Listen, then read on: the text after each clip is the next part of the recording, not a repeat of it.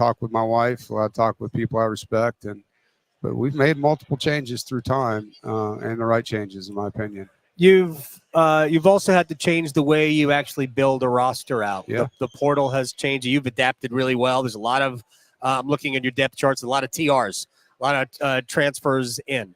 How is it more difficult for you to build out your roster? I think at first it was. Once I learned how to do it, year one, I felt like we were chasing our tail on the transfer portal. And once we developed our recruiting side of things better, and Boo hired a really good guy to help with the collective side of things. Okay. Doug Phillips is his name. Tremendous guy that's really helped us, works with a bunch of schools in his company. And then our collective has evolved over time as well. And I feel like we have tremendous people running One Pack, the name of our collective. Yeah. Those things matter, because it's all part of recruiting now. And so you have to understand how to work that with your roster management. And for me, once we knew how to put this recruiting office together and how to synthesize that with the staff, you saw what happened. I mean, we put together a heck of a class. I mean, it's sort of it's like professional sports, free agency. Well, you guys did a great job in free agency. One of the guys we're going to talk to is Jordan Waters. Is there a fishing debate? Did he beat you? Well, I don't even know. Is there a competition? Yeah. You guys fish just together? Tell him to get the pictures out. I mean, any good fisherman will tell you that they can't tell you the story without showing you the picture, right? But we had a great time, and that wasn't a competitive day by any means, but sometimes it feels that way when one guy's catching more fish than the other. But that was something I love to do. People know that. Right. Jordan was in my office looking at my fishing pictures and like, man, you got to take me. And I'm like, well, if you play for me, we'll make that a reality. And we did. We went out and had a fun day. He also talked about the culture, and I think that's something that runs through your program, and you can tell. You can tell with the players that I have had the opportunity to spend some time with that there is a sameness about who they are. How much is that part of the driving force of the program? It's a big part of recruiting. I can tell you that. Identifying, do they fit our culture?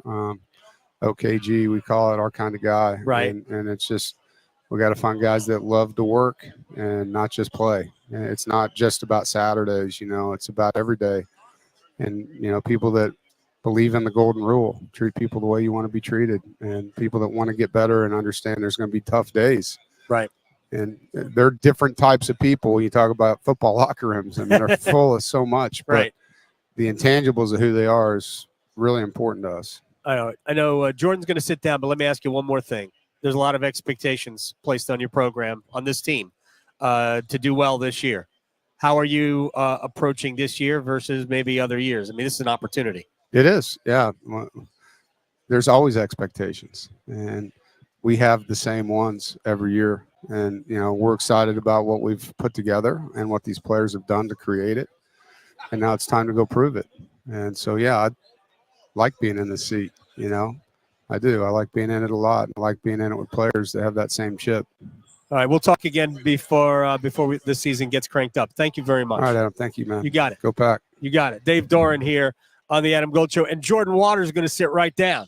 I'm excited because Jordan Waters and I spoke last year, and he was very cool. He talked to me about what he wanted to do during an off week was to go eat McDonald's. That's what he did. He said, I'm going home to eat McDonald's from Fairmont, North Carolina. He was all fired up because they were away from training table, and we were just going to go chow down at McDonald's in Fairmont. The last time you and I spoke was last year. Different world, different life. Mm-hmm. You were headed off on a bye week to eat McDonald's. What is your go-to? What was your go-to meal? 2 McChickens, large fry, large Sprite. Two Mc. Oh yeah. Do you do the spicy or do you do? No, I don't do spicy. I don't like spicy foods. Okay, that's cool. All right, let's get into some things. Because again, we spoke to you last year. You had a great year at Duke. What drew you to NC State? First of all, my coach left, which was that's right. Yeah, that happened. But knowing I could stay in North Carolina, close to my family and friends, another year, and play some great football in state, it wasn't a hard decision for me. What was the connection like with other players right away? I mean, they obviously we all either played against you or seen you up close. What was the connection to some players? Man, they all welcome me, man. I think we all got the same goal, and that's to go win some football games. And knowing I can come in and be a part of it, they all welcome me. Dave Doeren, first of all, the fishing thing. What is the controversy? He said we need pictures. I got pictures. You want pictures? We got pictures of fish. Yeah. I can't lie, man. Coach Doeren he can fish for real. But hey, I went out there and I caught me some nice ones though. What'd you get? Some big mouth bass. Very nice. Here you go. Oh, that's pretty good. Yeah. All right, nice hat. He was killing me when I got there, though. I didn't tell him. Don't tell him I said it, but I was kind of jealous at first the way he was catching them. Yeah. Is there a technique? Oh no, he just got it. He can fly fish and all. All right. Well, I'm not my. It's more of my kids' thing. Yeah. Do you have any of your old Duke swag? A lot of it, but no, you don't wear it. You don't bring it out anymore. But when I got in the portal, a company hit me up like, "Hey, you want to sell some gear?" I'm like, "Nah, I'm just give it away." There you go. So I went home and I was giving it away to all my family and friends. And like, if you go to Fremont now, you might see a lot of Duke blue down there. Yeah. I talked to Jaylen Stinson yesterday. My dog. That's right. It's what he said. Yeah. He said he was looking forward to playing against you. Yeah.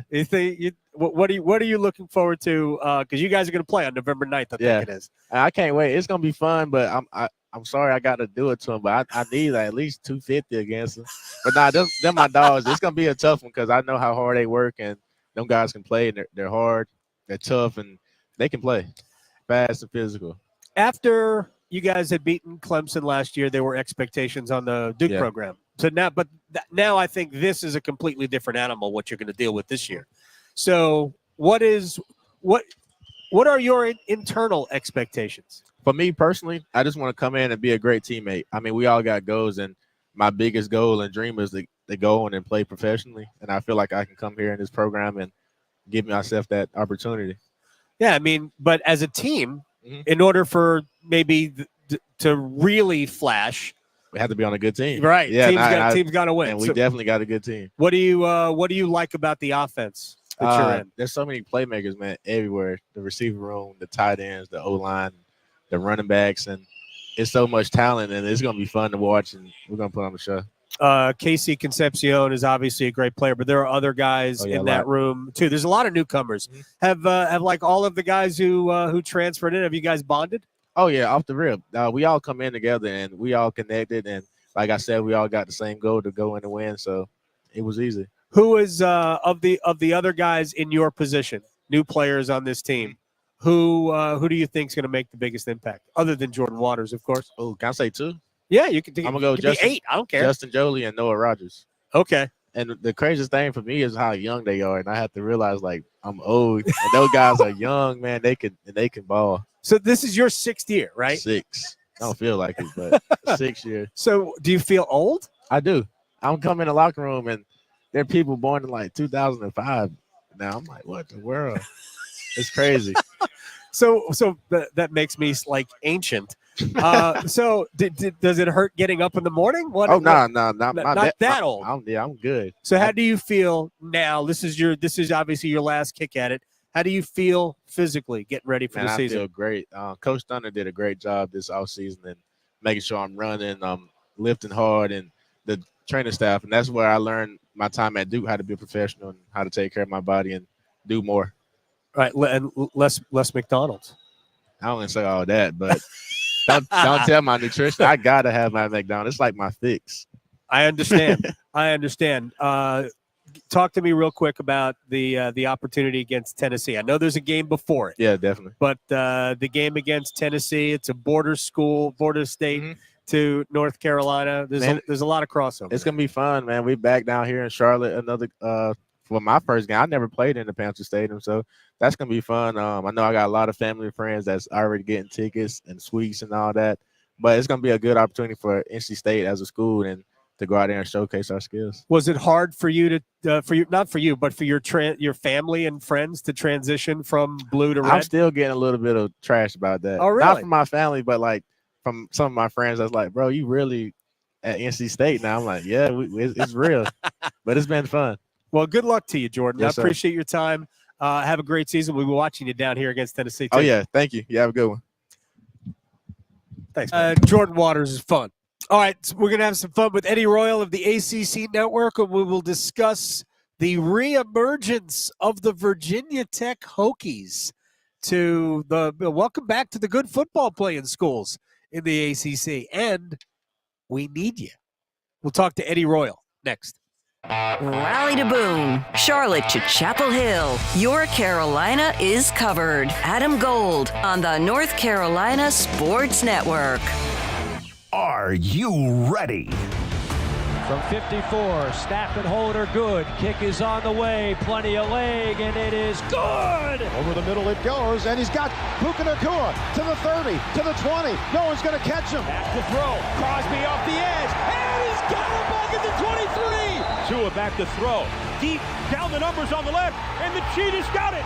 Touchdown! The NFL kicks off August 1st on 99.9 The Fan, the Triangle Sports leader. Hungry for flavor and value? Then it's Bo time. Nothing slays the hunger beast like some of that bodacious Bojangles flavor. And there's never been a better time to satisfy your Bojangles sandwich cravings than now. With Bojangles Summer Sandwich lineup, you can choose a flavorful Cajun fried chicken filet sandwich, or a tender Cajun grilled chicken filet sandwich, or a crispy Cajun filet club sandwich, or a tasty Bo's chicken sandwich. Make it a sandwich combo and add your choice of a side. Maybe Bojangles seasoned fries, dirty rice, or Cajun pintos. And to complete the perfect meal, Bojangles legendary iced tea. There's a Bojangles sandwich combo for everyone in the family. Summer just doesn't get any better than that. What are you waiting for? You know you're hungry, and you know you want flavor and value. So, it's Bojangles Sandwich Combo time.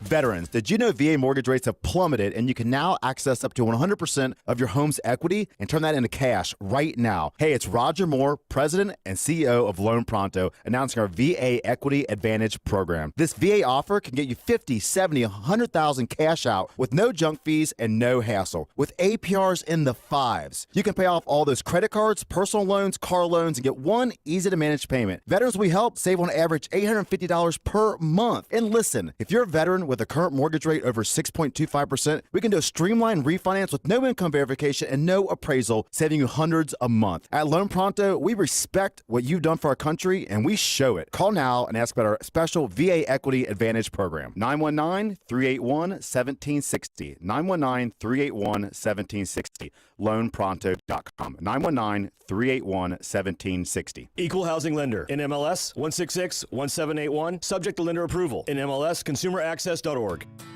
You expect your home to protect everything you love, but you don't expect the ways water is breaking down your crawl space and damaging your home. Musty smells, sagging floors, mold are just a few signs your crawl space is compromised. But there's one way to get answers to all your concerns. A free home inspection from Tar Heel Basement Systems.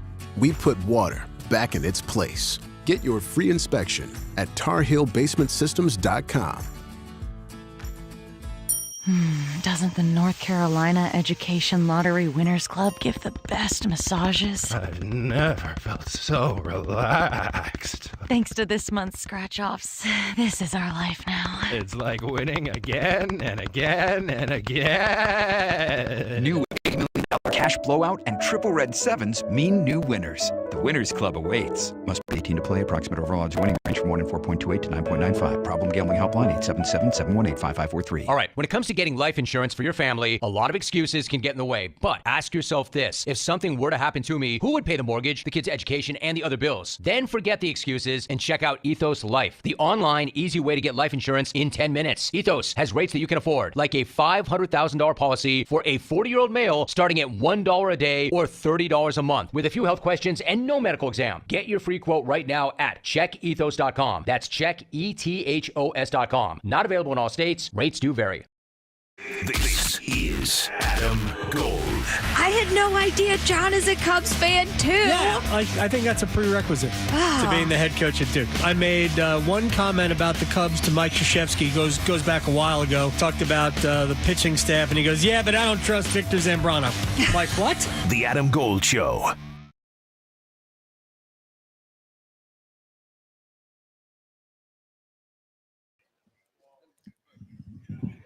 ACC Network's Eddie Royal is joining us here on Radio Row on the Adam Gold Show.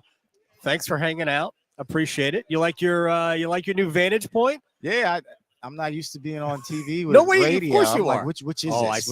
What are we? We're live on YouTube all the time. Okay, This yeah. is the way it works these days. ACC football has kind of been through it. You know, the public perception of the league over the last several years has been, well, but whatever. The brand name schools, when the brand name schools are good, everything seems better. Yep. Virginia Tech's a brand name school. Mm-hmm. Florida State kind of returned to it last couple of years. Been good to see. It's been good for the league. Virginia Tech's return would be great for the league. And I know when you were there, man, you guys were cranking out double-digit wins all the time. Yeah. What is it like seeing what we think is going to be a resurgent Hokies? For me, outside of work, it's great. And the conference, I mean, it's great. Just because, like you said, the brand is so huge. And when Lane Stadium gets rocking, I mean, it's one of the best atmospheres. It is the best atmosphere in all of college football.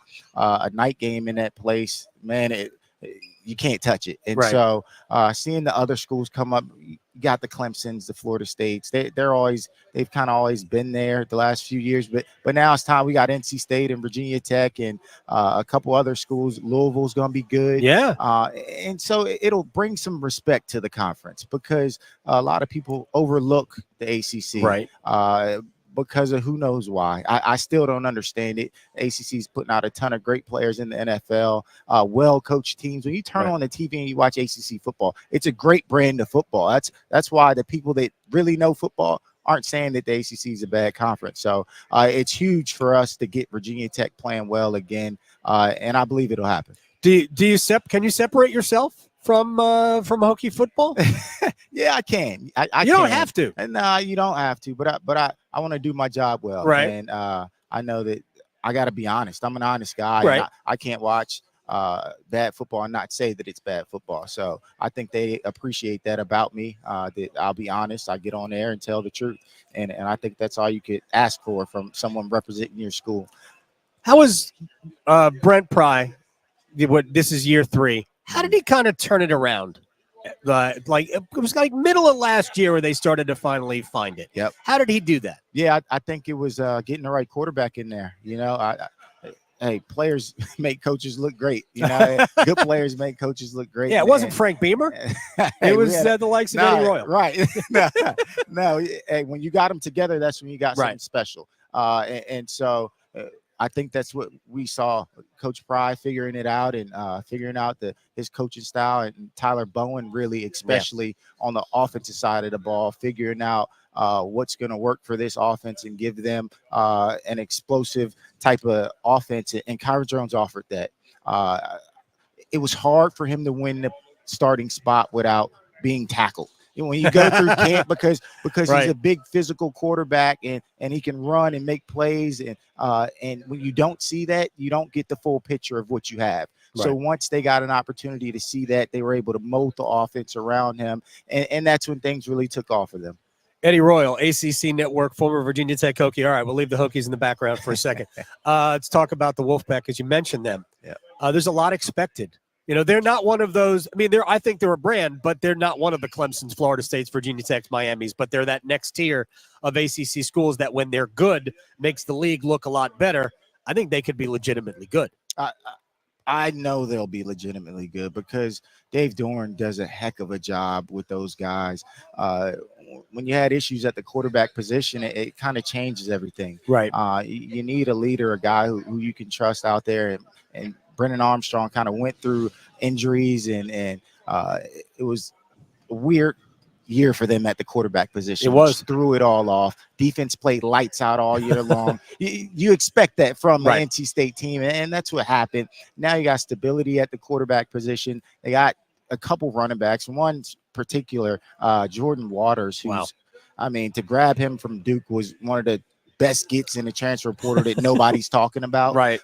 So to solidify the running back position as well, a spot that they've had issues with for the last couple of years as well, to get those two positions taken care of, that alone is going to push them over the hump, because you lose a guy like Peyton Wilson, but it's a Dave Doeren defense. Those guys are going to be flying around. They're going to be hitting hard, and they're going to bring that energy and toughness that you're used to seeing. Yeah, you talk about, I mean, Peyton Wilson was an amazing player. They will have guys. Devin Van will have a good year, and they have a bunch of other guys. I think Aiden White is back.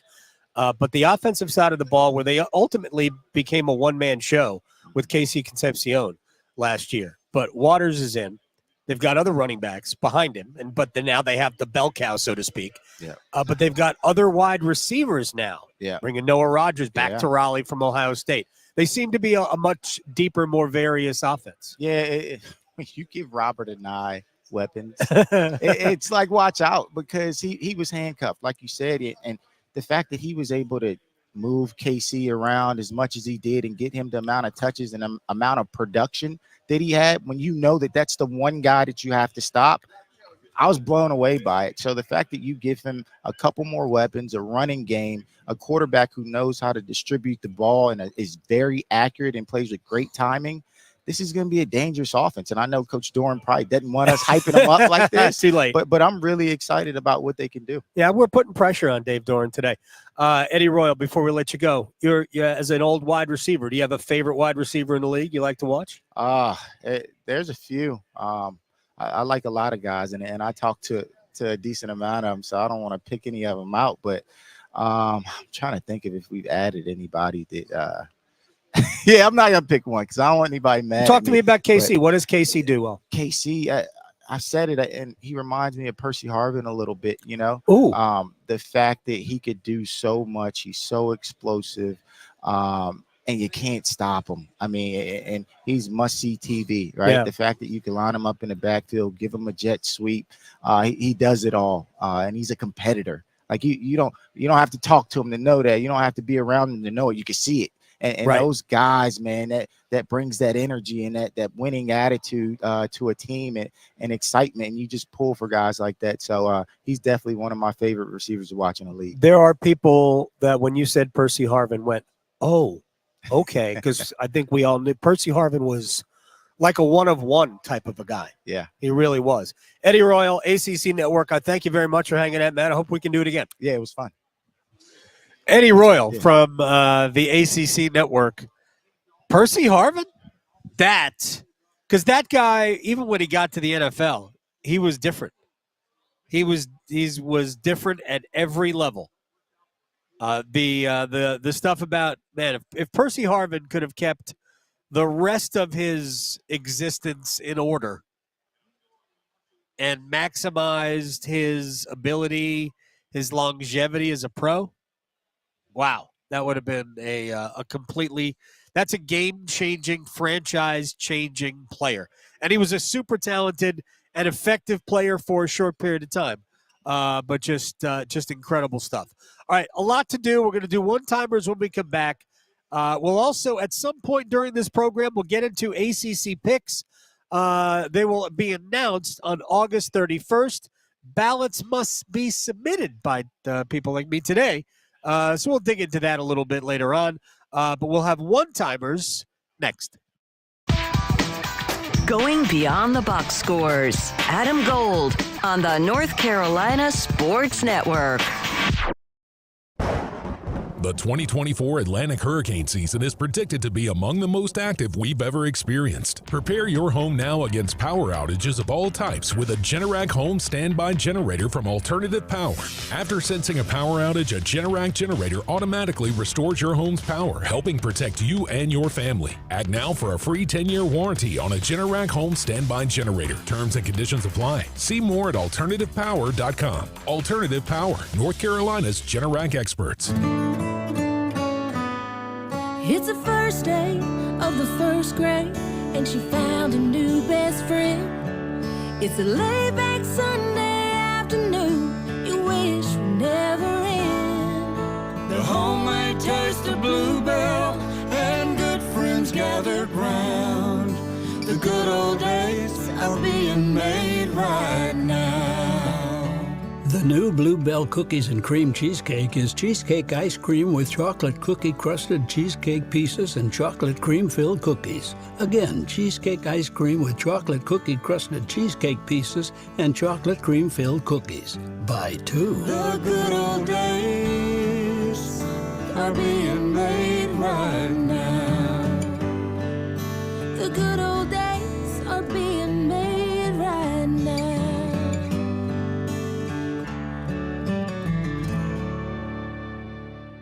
Turning 65 soon? Navigating Medicare can be overwhelming and confusing, but you're not alone. The NC Department of Insurance SHIP program can help. SHIP counselors can help you understand Medicare benefits to make your best choices. Visit ncship.com or call toll-free at 855-408-1212. SHIP provides free, unbiased help in all 100 counties. Project supported by grants from the Administration for Community Living. Contents do not necessarily represent official views of, nor an endorsement by ACL, HHS, or the U.S. government. Everyone goes through tough times, and everyone can get through them, as long as they don't have to do it alone. Dial 988 if you need someone to talk to. Get what you need to get to a better place. Together, we'll find the care that works best for you. We're here 24/7. Call, text, or chat 988. 988. Let's get through it together. Brought to you by the North Carolina Department of Health and Human Services. AARP wants your health, wealth, and happiness to live as long as you do. Join us each week for AARP Without Limits when we meet the people in our state who can provide you with a bit of lift or inspiration to live your happiest life at 50 plus. Learn more about this topic and others each week on AARP Without Limits. You can find the latest episodes of AARP Without Limits wherever you listen to your podcasts. Having health insurance is important. So, if you or anyone in your family has Medicaid or CHIP, listen up. Check your mail for a renewal form from your state. Complete the form and mail it back right away so you don't lose your coverage. If you do lose Medicaid or CHIP, visit healthcare.gov to see if you're eligible to enroll in a low-cost, quality health plan. Keep your family covered. Paid for by the U.S. Department of Health and Human Services. At North Carolina Farm Bureau Insurance, we believe that getting to know you is the best way to protect what you love most. We have friendly agents in every county to help you prepare for the unexpected. And when life doesn't go as planned, our award-winning claims team will be with you every step of the way. Find a local agent today at ncfbins.com. North Carolina Farm Bureau Insurance. Helping you is what we do best. Smile Train has helped millions of kids with clefts. Learn more at smiletrain.org/learn. This is Adam Gold. North Carolinians wagered $659,308,541 on sports. It's a little bit. Treat it as entertainment only. Just look at it as fun. The Adam Gold Show.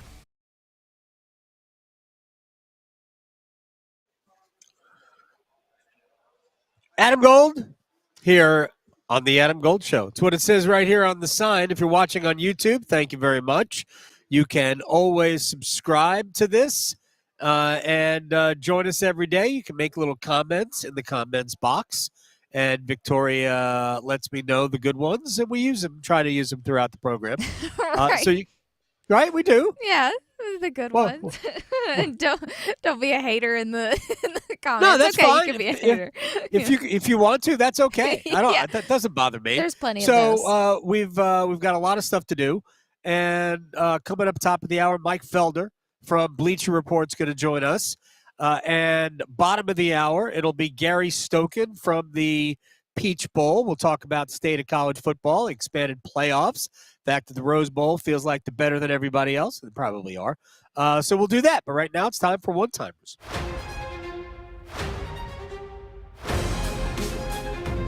All right. Question and answer time. People are saying goodbye to me.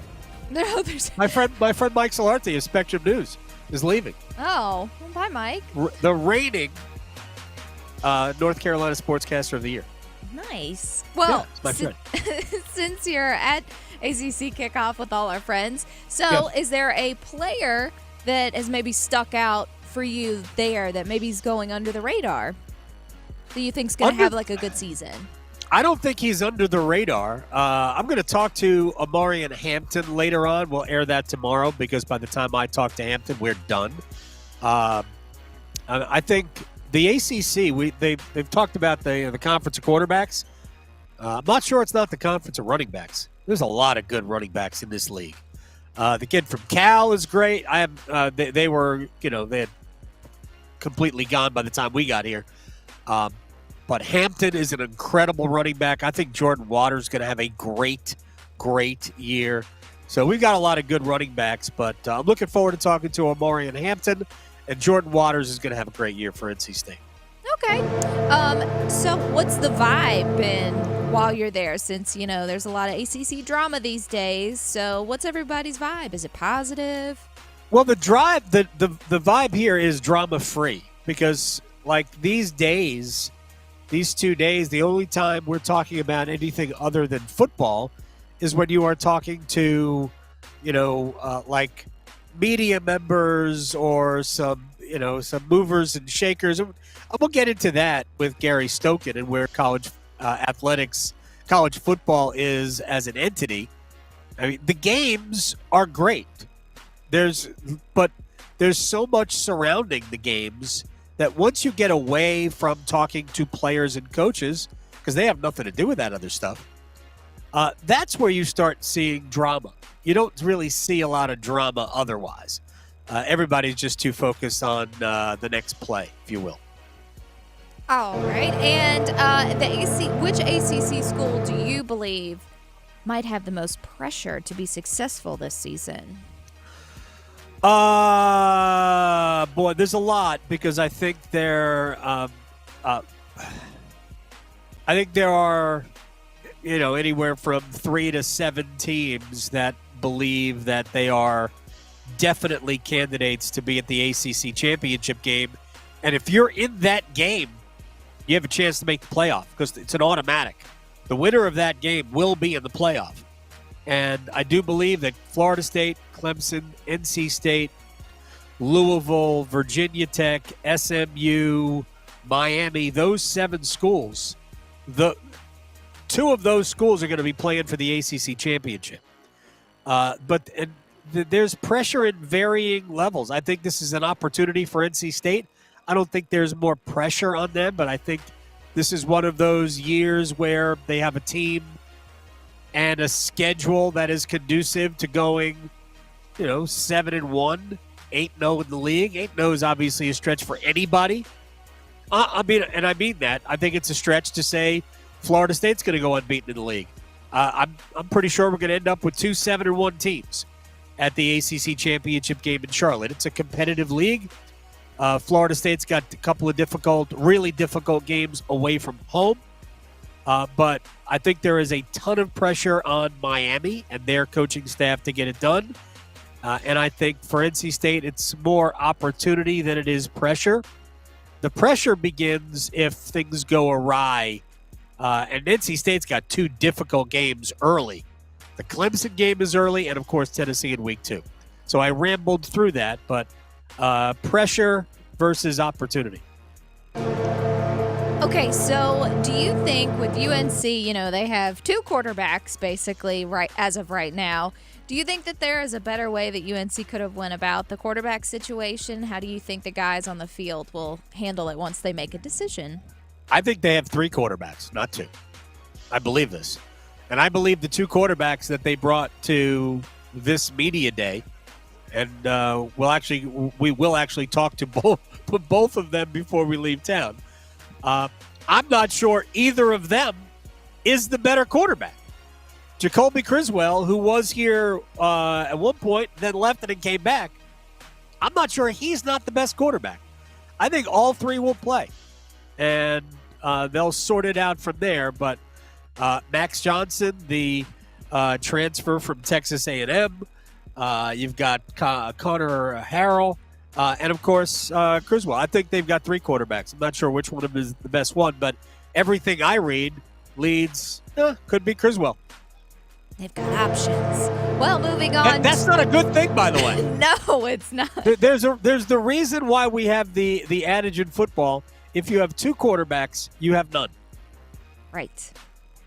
Which the Carolina Panthers had 2 quarterbacks for too long as well. So, yes.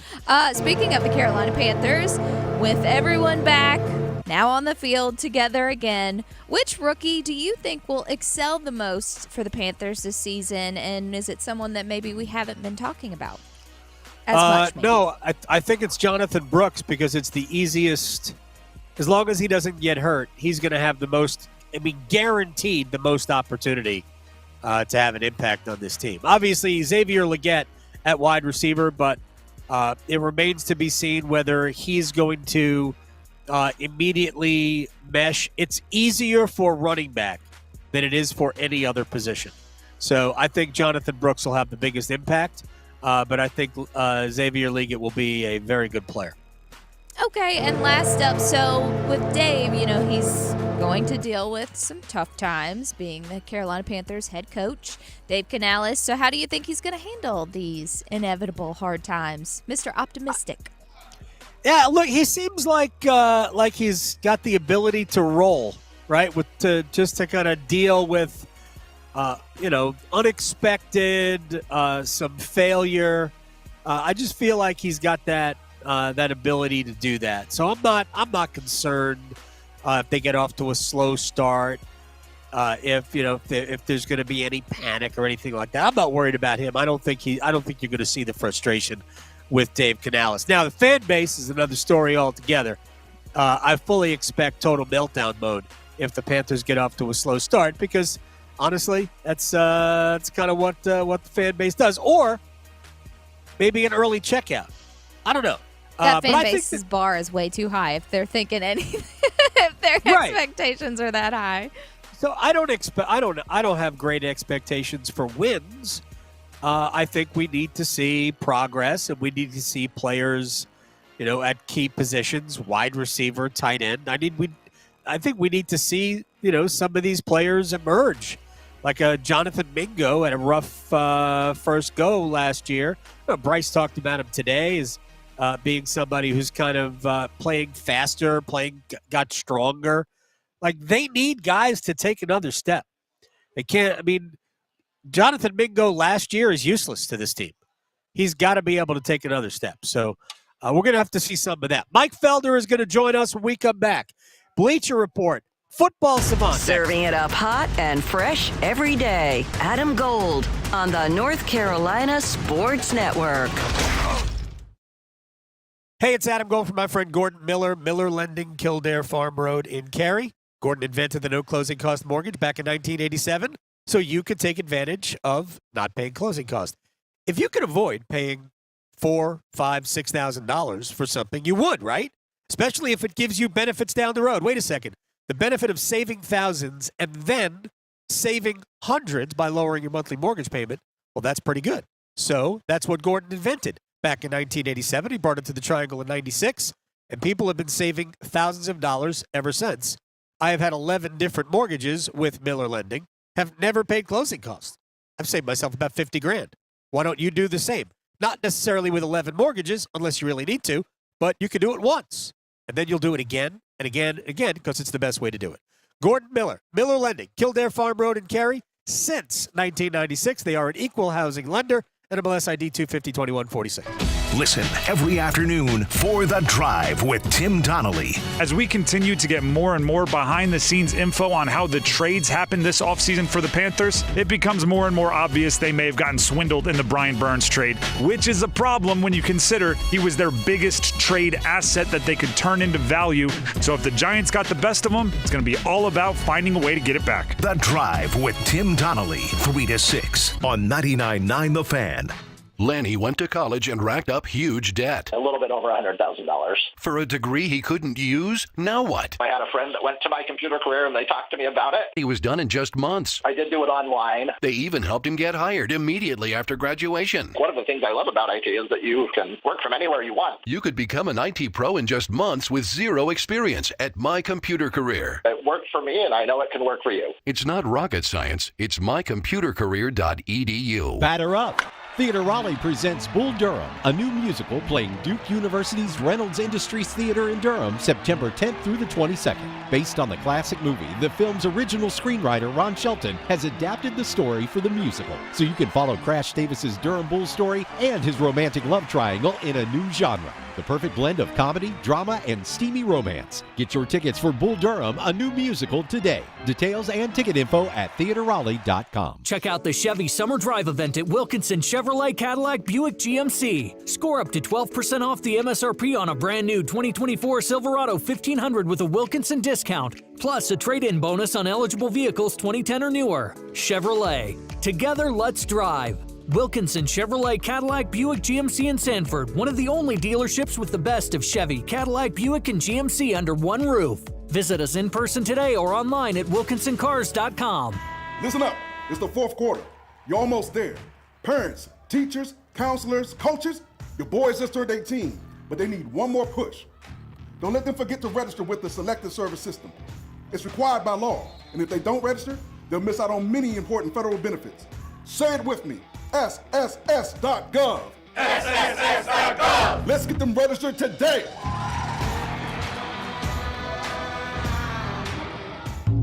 Hi, I'm Andy Meadows, Chief Editor of Radio Update. What is Radio Update, you ask? It's an online publication specific to radio that shares innovative ideas about how to move our industry forward. Check us out if you're in radio or interested in getting into an industry that's over 100 years old and stronger than ever. Broadcast radio is now the largest mass medium in the United States. If you're like me and you have a passion for radio, or you want to put the power of radio to work for your brand, log on to radioupdate.com.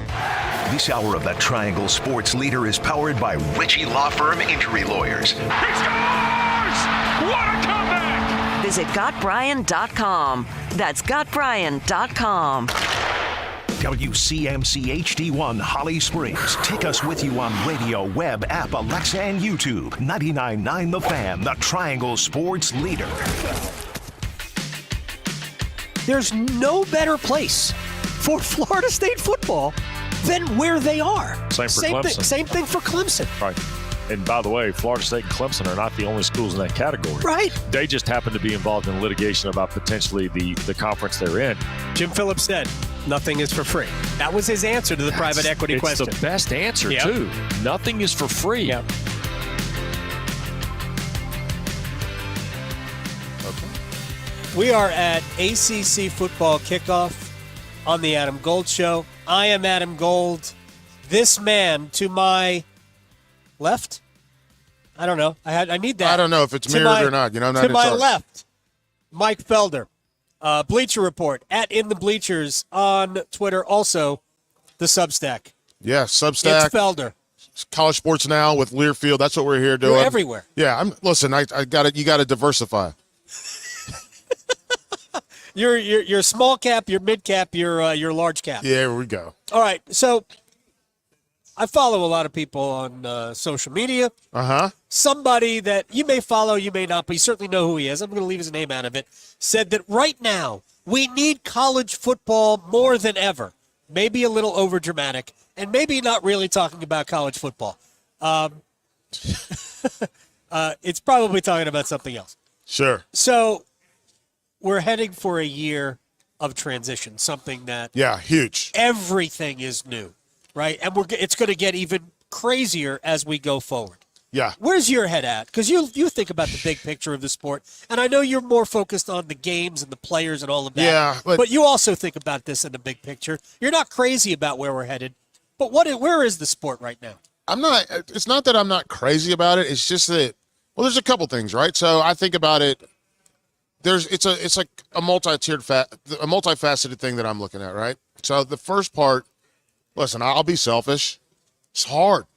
It's way harder now. It's so hard. Remember when there were 9 teams in the ACC? Remember when there were 12 teams in the ACC? Remember when there were 14 teams? Yeah. There's 17 now. Okay, we got 17 teams. That's 17 teams. That's 17 rosters. 17 rosters. That's 17 rosters that you've got to learn and you got to understand. That's hard. But then throw in the transfer portal. Right. We got to talk about the transfer portal. So now we got to deal with that. So for me personally, it's just harder.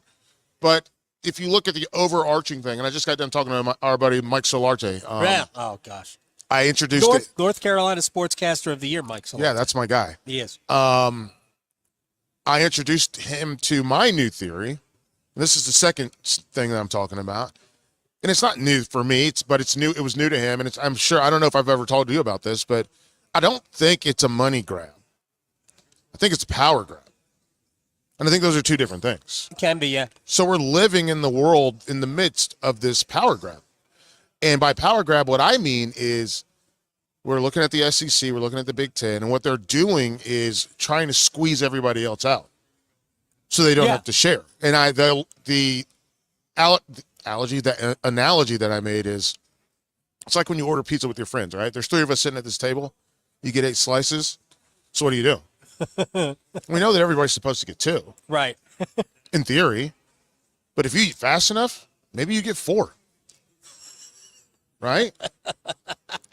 And I think that's what we're seeing. Right. It's not about how much money can we make. Yes, it is about that, but it's not about how much money can we make. It's how much money can we stop the other person from making.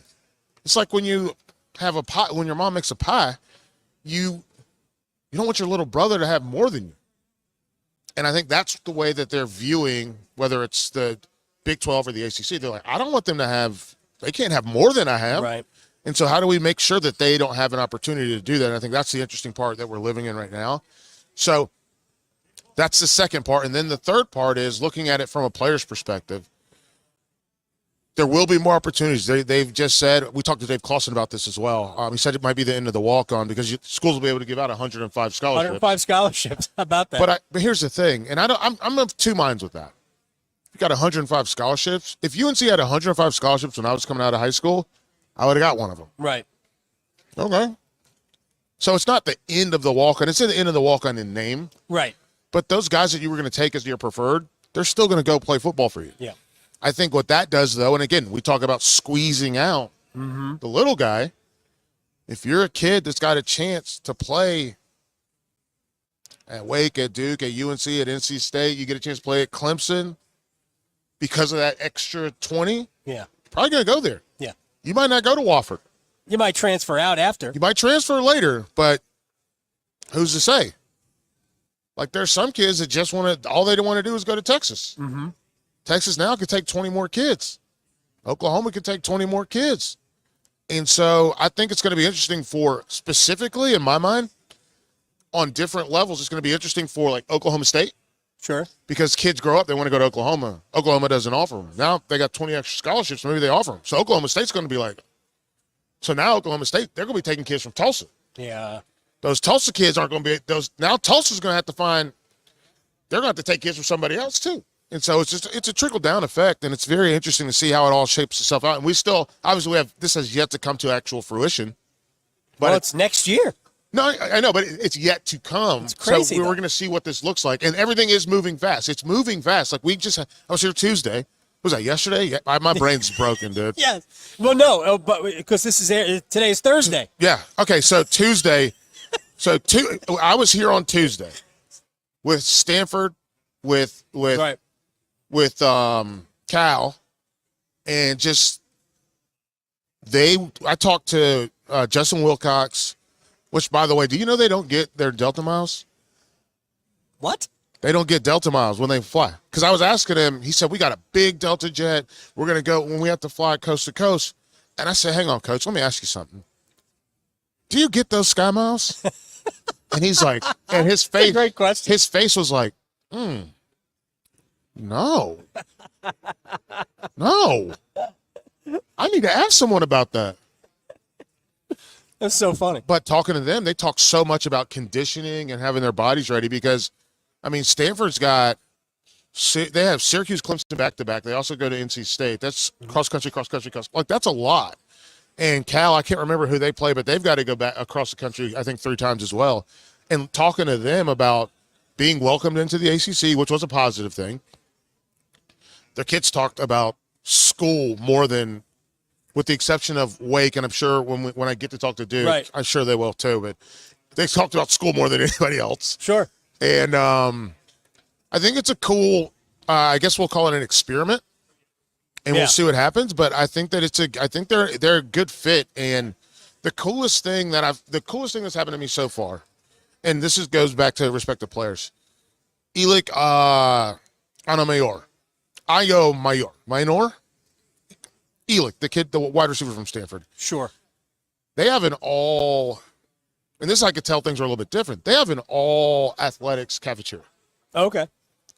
I'm not used to that. I'm not. Stanford athletics. I know. It's well beyond football. I believe they are the university that sponsors the most sports in the country. And so, but listen, UNC's no slouch. They don't do sailing anymore. Right. That blew up. UNC's no slouch. No, I think they're second. We've got a lot of really our Olympic programs are awesome, but we don't eat with them. Okay. The football team eats with the football team, and it was just very interesting to hear how excited he got in his voice about getting a chance to spend time with the other student athletes. Right. They're all world-class athletes. That's the other part that's crazy. If you run track at Stanford, or if you play baseball at Stanford, or if you pole vault, or you play water polo, these are all people that have, and he said, they're all people that have a chance to go to the Olympics. Yeah. Yeah. And so so from a player standpoint, I think that's good for the ACC. I want to know what that looks like in other leagues, because Oregon and Washington, USC and UCLA are more in that Stanford profile than a lot of their Big Ten counterparts. Sure. So what does that look like? Oregon's got to go to the Midwest, I think, 3 times between the end of October and the start of November. What does that look like? It's going to be embarrassing when they win that league. Oh, I'm not worried about that. I had to do a top 10 on Monday for Bleacher Report, and I put them at 7. Overall. Yeah. People are mad I didn't have them at 3. I say, hey, man. Okay. Nobody's going to be happy with this list. Right. No one's ever going to be happy with that list. Any list. None, ever. But it was just if you start out at 7, you still can go up. You can still do it. So it's just going to be really interesting. And it's just a guess. Yeah. At this point, it's just a guess. Mike Especially Felder, with the transfer portal. Absolutely. Which was the other part of this, is the portal. It's too complicated. You can't put today's college football, today's college athletics. You can't put it on it's a bumper completely sticker. Different world. And I talked about this with West Durham yesterday. I'm of the belief that we are headed for football separating from everything else, because that'll be the best thing for football. It'll be able to do their own thing, make all that money, and it would be the best thing for the rest of college athletics. It would probably save the NCAA. Yeah, but also just to go back to some sanity so we don't have field hockey with teams in Boston and Berkeley playing in the same league. Let me ask you about actual football. Yes. And I want to keep it kind of local, but very quickly. At the top of the league, is there a team that is a competitor, a real competitor? Not making the playoff isn't the big deal because somebody's going to win the league. Is there a national championship contender in the league? No. Okay. I don't think so. I feel bad saying it, but no. Reality is okay. Yeah. I like Florida State. I think they should win the league. They should probably, now with a new format, they should make the playoff. Well, if they win the league, they'll make the playoff. They should. Right. Like when they should have last year. I didn't put them in the top 10. Okay. This year, you lose Jordan Travis, who was a bastion of leadership and all those, and production for that team. So you lose him. Your wide receivers are gone. Keon Coleman's gone. What is it? Johnny Wilson is gone. Yeah. You lose Jared Verse, first-round pick. I like Pat Payton. I think he's really good. I think he's going to have a really good year. I like the Farmer kid. He's also very good. They got a good 1-2 punch along that defensive line. I like Washington along that offensive line. But you lose Trey Benson, that's going to be really hard. No one's going to be as explosive as he was. So I don't know that they're a top 10 team. You could show me. My family's from Missouri, so let's show me state. Let me. You can earn it. And so the big thing for me is I don't think there's a national championship contender. I think the ACC probably gets. What are we talking about? 2, 3 teams in the playoff? Well, 3 would be a win. 3 would be a win, right? I put NC State as my under the radar, pay attention to. That's where I was going next anyway. Yeah, under the radar, pay attention to them. Obviously, they've got to figure out what to do without Peyton Wilson. Yeah. I love Grayson McCall though. He's my I think he's kind of we're spending so much time talking about DJ Uiagalelei. We spent so much time talking about Cam Ward. Talk to Cam Ward today, and talk to Cam Ward on Wednesday. And Cam Ward is just I think he's going to have some real success at Miami, which makes Miami a little bit of a sleeper as well. Sure. But I look at what I look at what Grayson McCall brings to the table, and obviously he's someone who's played a ton of football coming from Coastal over to NC State. I think that he's someone you automatically have to look up to. You automatically have to trust. You automatically have to do he's getting the keys to the car and he's going to drive it as fast as he can. And so that's going to be really interesting to me. You look at I mean, people have UNC as I talked to Roddy Jones, and he has UNC as like this like crazy sleeper, and I'm like, man, ooh. I went there, and I'm like, yo, right. I don't. Well, I think that's a big swing. Isn't the recent history, doesn't that work against, like we just saw a few years ago, you had Sam Howell in his walk year, and it went the other way. Drake May in his walk year. It sounds like a pro term, and it is a pro term. Yeah. And it went the other way. So the recency bias hurts UNC. Yeah. About NC State, the recency bias helps. Yeah, they could if they take one more step, that's a 10-win football team. Yeah. Regular season wins. I'm not talking bowl wins. Regular season wins, that's a 10-win team. They take one more step. And so we'll see what this looks like. I'm very curious. Wake's going to be an interesting football team, obviously. They bring in Hank Bachmeier. I got to talk to, what is his name? Davis. Jadine? I don't know anybody. Jadine Davis, I believe is his name. I still think Mike Felder plays college football. Let me tell you something, man. My knees and my shoulders wouldn't hold up at all, man. And look, I lost a lot of weight, but goodness, I weigh less than I weigh when I play. Do you? Yeah. But if somebody hit me, oh boy. Oh, shatter into a million pieces. I'd be pink mist, just dust. Clemson. Yeah, I'm excited to get my eyeballs on them. If we're being quite fair, I want to get my eyeballs on Kate Klubnik. I want to get my eyeballs on these guys. I want to see wide receivers. They haven't had good wide receivers in 7 years. That's been the biggest problem. Yeah. Those guys have not been very good. And it's not that they don't come in good. Right. They come in highly touted. They come in as names. They come in, but they don't produce. And they get hurt. Lack of development. Yep. And then I was talking to someone, and they brought up that coaching staff. And so we'll see what this new coaching staff does. But they brought up Taj Boyd. They brought up C.J. Spiller, and they were like, are we sure they know what they're doing? Right. Okay. So we'll see what happens, as they kind of have tried to revamp things. Defensively, I trust them. I think that, and also I don't mind putting this on wax at all. I think Barrett Carter is the best returning player in college football. I'm not even going to qualify it with non-quarterback. I think he's the best returning player in college football. And by that, I mean not just on the field, because this is a guy that could have been picked in the first round a season ago. Right. We're talking about a guy who is coming back to a defense that lost the bulk of their defensive line. Yeah. The back end of Clemson, I'm not worried. They got R.J. Mickens. They got a couple other guys back there. Always not have worried good players about those back back guys. But if they would have lost Barrett Carter, their entire front seven would have been lost. Yeah. Like completely. And I don't mean they would have lost them like to the portal. I mean they would not have known what they were going to do. They've been a donut team, yes. Right? The middle of their defense has been a problem for a few years. That's kind of. They've been solid in there, but they haven't been great. Yeah, but we talk. I mean, think about Bresci. What is the kid? Orojo that got just got picked. So they've had guys in there. I just think that they haven't been not as aggressive and not as you said potent. Okay, yeah. Potent as Did you just speak Spanish?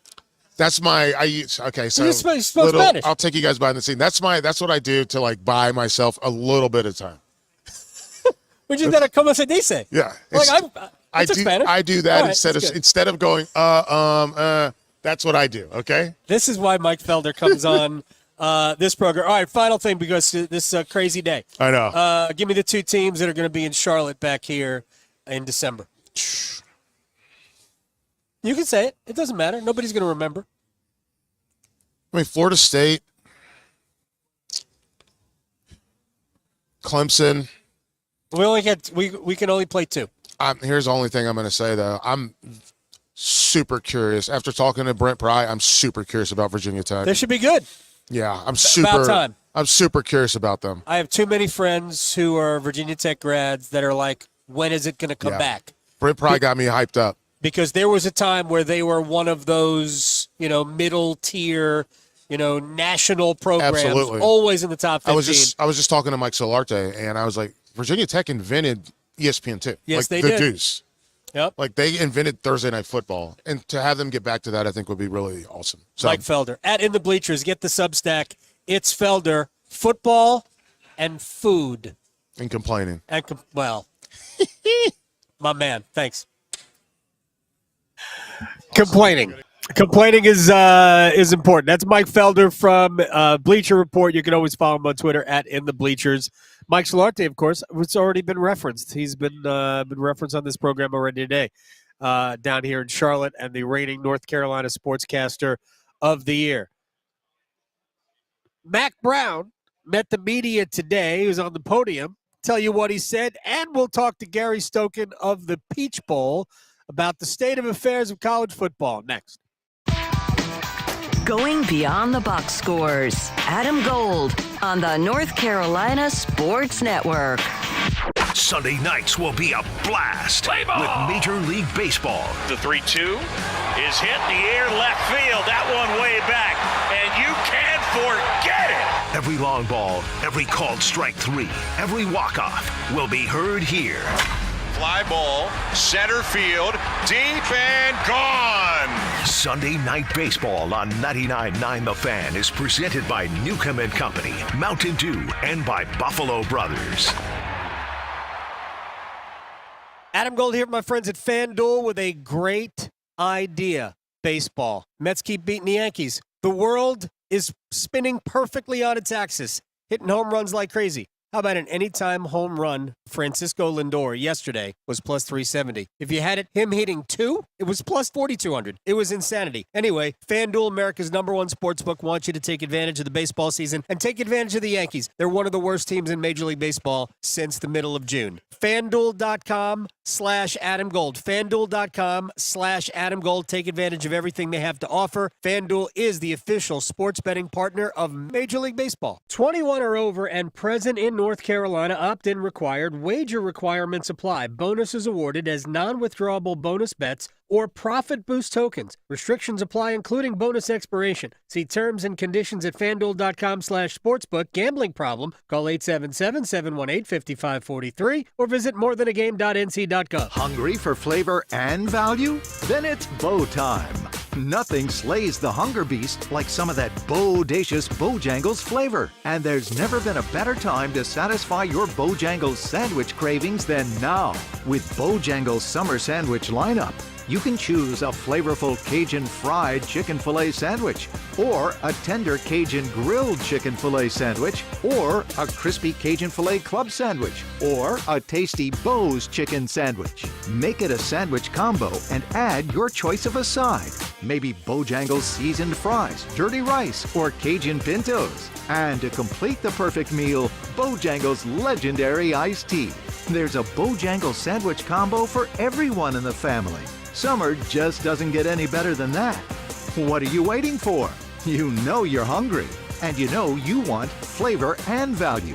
So, it's Bojangles Sandwich Combo time. Monster Jam, massive stunts, all-out racing, crazy skills.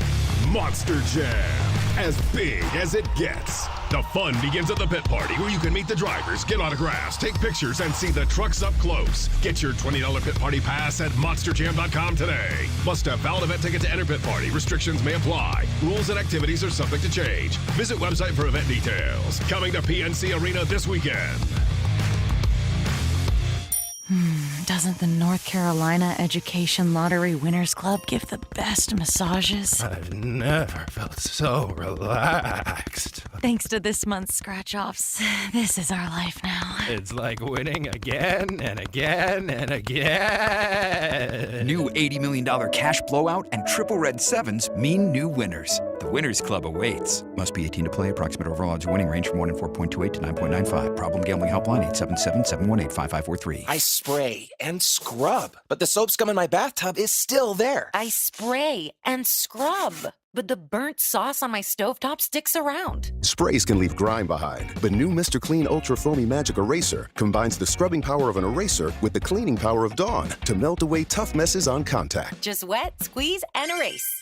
Stop spraying, start erasing, and clean with more magic than ever with new Ultra Foamy Magic Eraser. Mr. Clean, Mr. Clean. This is Adam Gold.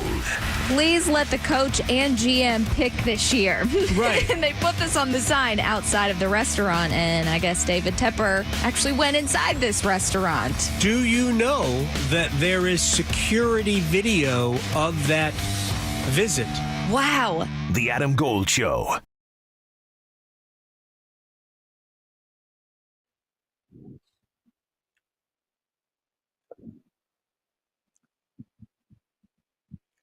It's the Adam Gold Show. I am Adam Gold. Gary Stokan of the Chick-fil-A Bowl is going to sit down with us in just a few minutes. He is here. We'll talk about the state of play in college football.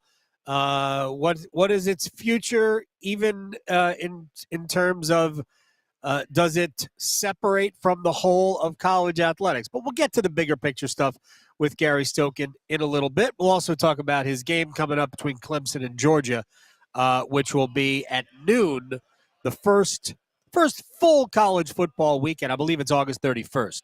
And it'll be a noon kickoff this time. They usually have night games at what is it called? Mercedes-Benz Stadium in Atlanta.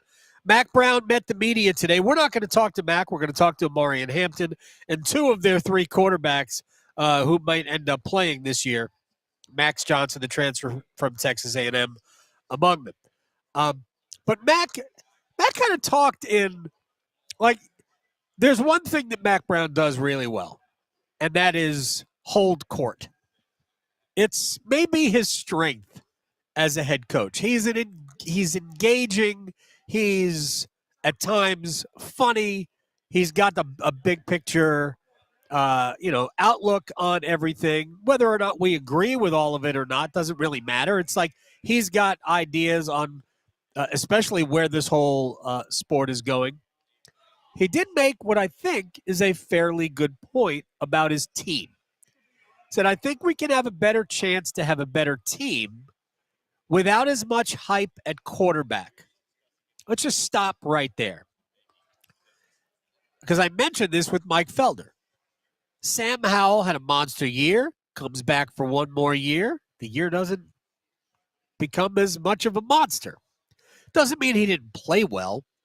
The team didn't play well. Drake May has a monster year, comes back, not quite as good. I would argue it really hurts when you don't have your theoretical best receiver at the beginning of the season, and it looks like you're not going to have him at all, and then you get him back finally, and it takes him a while to get acclimated. Part of that is Carolina should have had better players, in reserve. They should have had more depth at that position. But we talk about this all the time.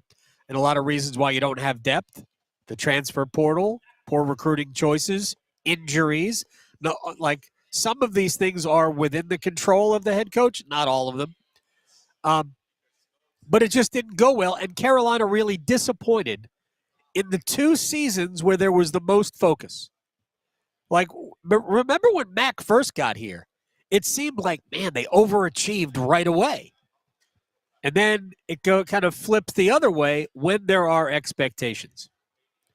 So Mack's really trying to say, hey, look, we don't have that bona fide star at quarterback, but we can be a good team. They might not have as good a record, but they could be a good team. He does say we will run the ball better. Well, you've got Amari Hampton. You should run the ball better. We'll play better defense. Okay. Right now, I'll just have to take your word for it. The problem with North Carolina, and we've blamed coordinators and whatnot, they just have not put together anything resembling a good defense. And I think primarily it's because they just have been at best, average on the line. That's what, like, when you look at the best defenses in the ACC, I'll bet you they have good defensive lines. I think State's defensive line has been good.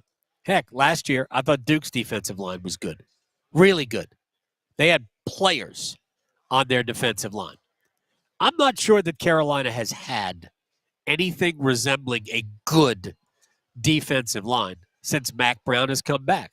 I talked to Steve Logan about that a long time ago.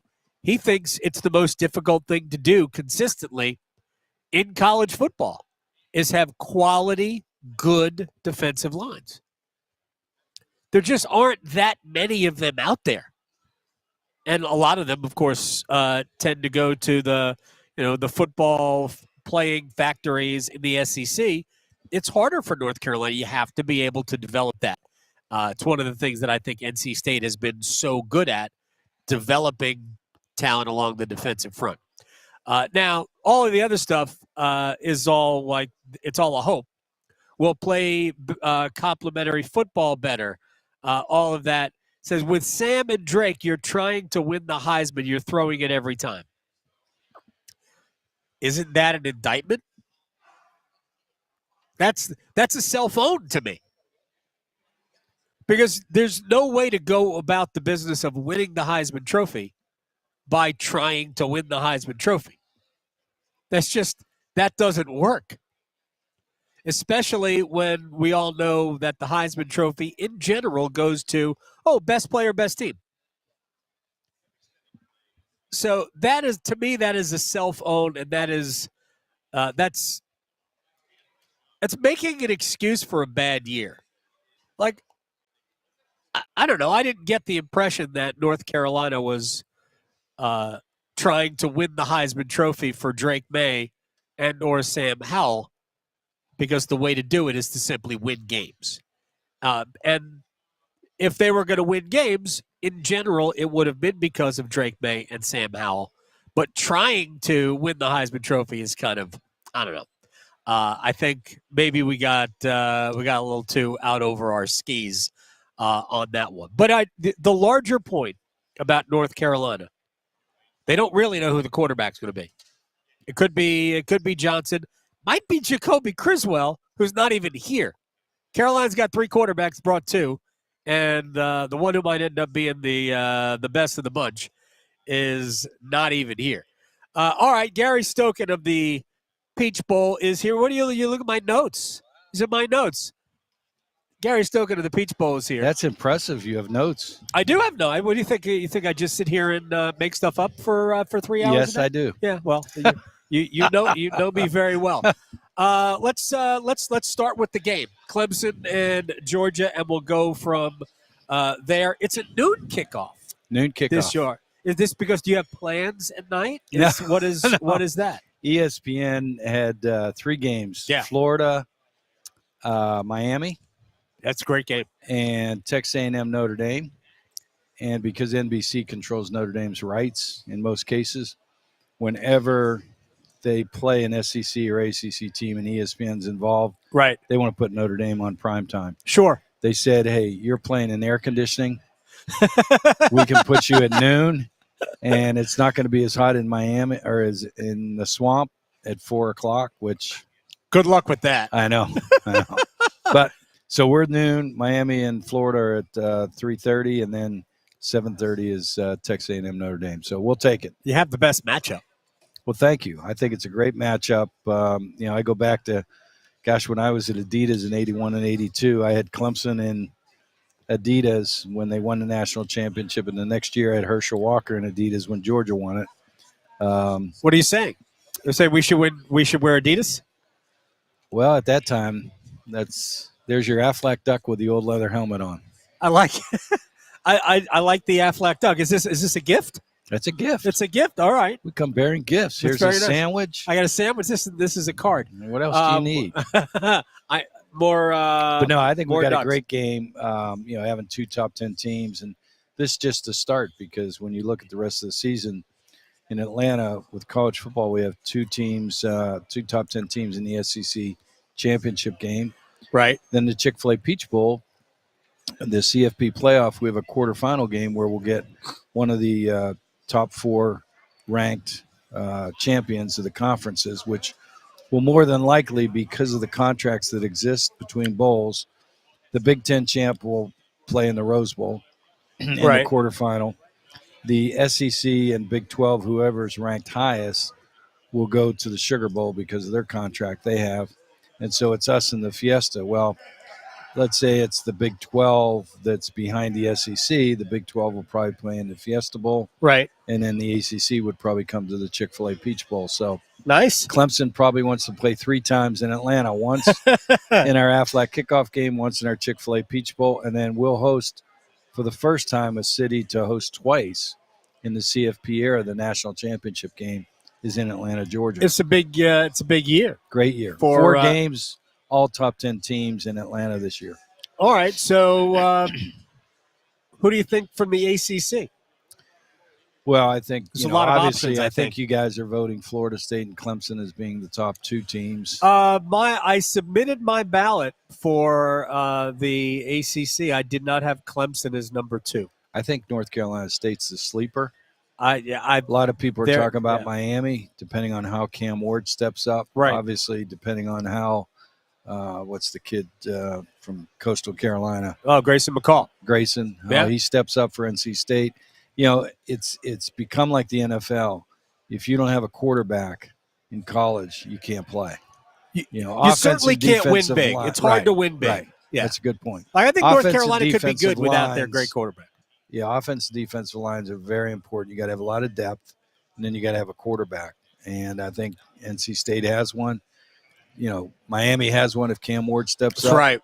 You know, in Clemson, I think our game, going back to our Georgia game, in Clemson in the Aflac kickoff game, both teams are top 5 defenses. Yep. What quarterback, Beck or Klubnik's going to step up, play better against a tough defense, and then special teams, who turns the field punting wise, or how many field goals can you kick? Because both defenses are going to keep you out of the end zone for the most part. Avoiding turnovers, that's the old cliche, especially in big games and in first games of the year. Gary Stokan from the Peach Bowl is joining us here. Kickoff game, the Aflac kickoff game. Here's the duck. Does this have a squeaker in it?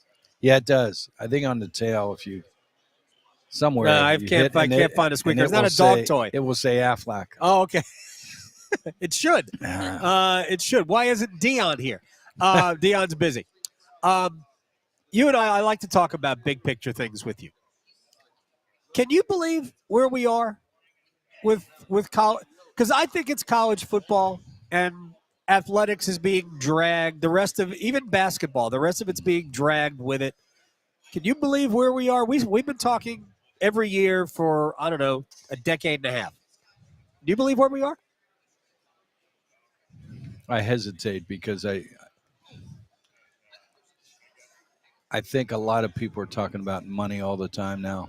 Yeah, all of it. And we're not pro sports. And I'm glad the kids have an opportunity for their NIL if it were done the right way, right? Right. But now, you know, you got collectives that are paying kids 17, 18-year-olds pay for play to come to your school. Right. And then you've got, with the transfer portal on top of that, if a kid doesn't play a week or he gets hurt and doesn't play or he has a bad week, you got all these hanger-ons between high school coaches, calling high school coaches or calling parents that are saying, hey, you know, is Adam not happy there? Right. Does he want to transfer? I mean, what are we doing? You know, college athletics, our mission should be, look, give a kid a chance at a scholarship, give him his education, get him a degree, and then get him a job. And so all these collectives, instead of pay for play on the front side, they should all be getting the 98% of the kids that aren't going to go pro, giving them a job. Right. And even the kids that go pro, if you look at NBA, there's 32 teams with no-cut contracts. The first-round kids are pretty much the only kids that make it. If you look at college football, let's say you got 5 kids on a team that ultimately, you know, not drafted, but make the team. Mm-hmm. It's not until their 4th year of free agency where they make substantial money that changes your life. You're slotted your first 3 years. Right. If you're a first-round pick, you make a lot of money. Pick, but you get the $15 to $20 million signing bonus. So, yeah, you're in good shape.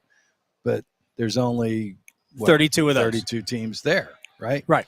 So, you know, what I'm saying is if you had 5 kids drafted and make the team, maybe 1 or 2 of them is going to get to their 4th year. So that kid is those three kids are even 25, 26 years old. Mm-hmm. They got to pick up a lunch pail the rest of their life. So to me, they should have created a situation where all this extra money is tied to you getting your degree. And then I have no problem how much money they put in a trust fund. So you're an old school guy. So I appreciate that. I'm an old school guy because I've seen what college athletics can do. And the other thing that I struggle with, what are we teaching these kids if they face adversity and they can just transfer? Right. I mean, life is full of adversity. Mm-hmm. Life is going to slap you in the face. And how you come out of it by facing adversity and what you do and building your character, that's how successful you're going to be. And so I'm not sure we're teaching the kids we need to teach them with some of the things we're doing. How many of these kids are transferring 2 and 3 times? How much are their credits transferring with them? You know, JT Daniels just came out, real smart kid, 5-star, starts at Southern Cal, second year goes to Georgia, third year goes to West Virginia, fourth year goes to Rice. Now, he got his degree, but he said 80% of his credits didn't transfer. How did he get his degree? Yeah. I mean, because he's had 6 years because of COVID. Right, that's true. But now they're not going to have COVID years, right? Right, we're done with that. So, the end of to it. me, we've got to go back to our mission. Our mission is college athletics. And unfortunately, we're we not asked get the to that. presidents to make decisions that they're not prepared to make because they don't know the ins and outs of the subject matter. It puts the presidents in very difficult positions. Should athletic directors be making those decisions? I mean, ultimately, the university presidents have to make them. But should the athletic directors be talking through this, or are they? It's part of the problem of how we got here, Adam, or is it too focused on the sport anyway? Well, the athletic directors at some point put us in problems because if you go back, it's probably 15, 20 years now, there was a lot of problems, a lot of NCAA compliance issues, and problems. So the president said, hey, we're going to put a president in to run the NCAA. They put Mark Emmert in, and Mark Emmert cut the athletic directors out. And as soon as he cut the athletic directors and put it all in the president's hands, the presidents they didn't have the knowledge, so they couldn't cast a vision. And to be a leader, you got to know the subject matter so you can cast a vision of where you're going. And then you got to expect some heat. Well, presidents don't like heat, and they didn't know the subject matter. And so if 10, 20 years ago, 15 years ago, we'd have said, look, every kid has a scholarship for life. If you don't get your degree in 4 or 5 years, you can come back and you're on scholarship still, number one. Number two, we're going to take care of your medical for the next 15 or 20 years or a lifetime. We'd have done that. And thirdly is if you get your degree, we got $50,000 or $100,000, name a number, in a trust fund that if you get your degree, you can access that money. If we'd have done those 3 things, we wouldn't have had any of the realignment.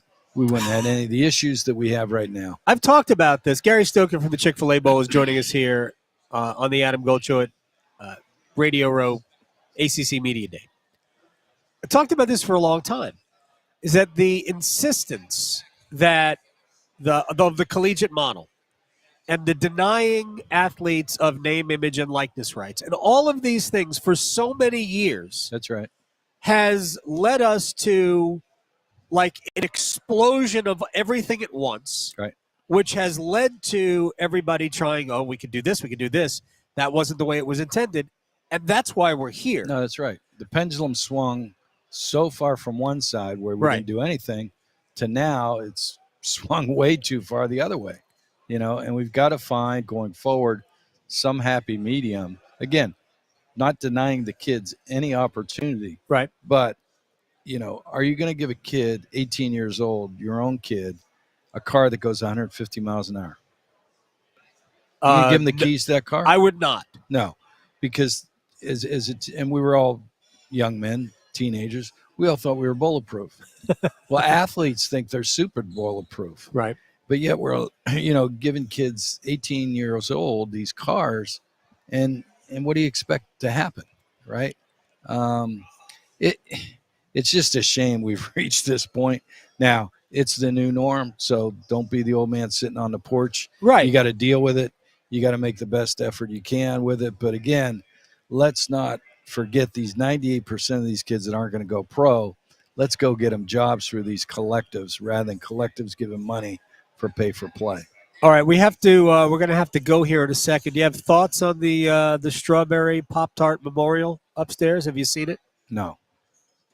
Come on, you got to go see it. The Strawberry Pop-Tart that was eaten last year. I didn't see it. See, like, can we eat we can't eat the duck. I just worry about ducks and cows. We can't eat the cows of Chick-fil-A and the ducks of Aflac. We can't eat the Aflac duck. Joe, you got to be focused, right?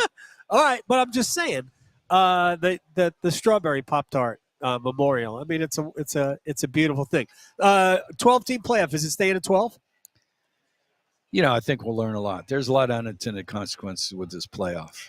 You know, okay, give me an unintended consequence of the playoff. I worry. There's two things I worry about. One is fans who have to travel to a conference championship game, and then a first-round game, and then a quarter, and then a semi, and then have Christmas, and then have to go to a championship game. That's a lot of money. These absolutely. algorithms of these airlines jack up the prices. Sure. And you've only got a week in between now. You don't have a month like we've had in the past where conference championship ended first week of December and the bowls were into December, into January. That's one. The second thing is the concern I have of first-round players getting a $20 million card from the NFL after the conference championship with a 1 on it. Okay. It guarantees them $15 to $20 million signing bonus and probably, you know, I'll estimate a $30 to $40 million contract over 4 years. And everybody is hurt at the end of the season. Everybody's banged up. Now you're going to ask that kid to go play his conference championship and then go play at Ohio State, toughest team they played. Then the next week play Pickett, Alabama, toughest team they played. The next week go play Michigan, toughest team, and then go play Georgia. Right. I mean, and that's 17 games, and that's an NFL season, right? I've said it. People think that. So that's an unintended consequence that we have to really look at. You know, the agent and the parents in the kid's head saying, you know, what are you doing here? You know, this is generational money. I think that's an unintended consequence. I have said that for a long time. People think the opt-outs only happen in the lower bowls. We've seen them. Florida State had 28 players not play in their bowl game against Georgia. In 21, we had Kenneth Walker, who was first-team All-American from Michigan State. Right. Played at Wake Forest for 3 years. Was the number 1 pick. And Tucker, his coach, Coach Tucker, told me he's had a bad ankle the whole year since game 1. Right. So, you know, he got the number 1 draft card. He's looking at $15 to $20 million signing bonus and $30 to $40 million contract. He doesn't play in our bowl game. Kenny Pickett was first-team All-ACC and first-team All-American, you know, at Pitt, and he had a bad foot and bad ribs, and got the number 1 pick, and here you go. He didn't play either. It's going to happen. People came to me and said, well, why don't you give him $50,000 NIL money to play in your game? I said, $50,000 when he's looking at, you know, $40 million. Right. You know, what would you do? Yeah. You know, so we got to look at that. 100% agree with that. Gary Stokan, it's always cool. I'll call you soon. Yeah. Look forward to it. Aflac. Have a great season. It doesn't. I have a defective duck. It's not making any noise. You got a bad touch there. Give me that thing. I'll get him. All right. Gary's going to work on the duck. We're going to take a break. We're going to come back, stretch, and we'll make some money next. Serving it up hot and fresh every day. Adam Gold on the North Carolina Sports Network. Everyone goes through tough times, and everyone can get through them, as long as they don't have to do it alone. Dial 988 if you need someone to talk to. Get what you need to get to a better place. Together, we'll find the care that works best for you. We're here 24/7. Call, text, or chat 988. 988. Let's get through it together. Brought to you by the North Carolina Department of Health and Human Services. It's the first day of the first grade, and she found a new best friend. It's a laid-back Sunday afternoon you wish would never end. The homemade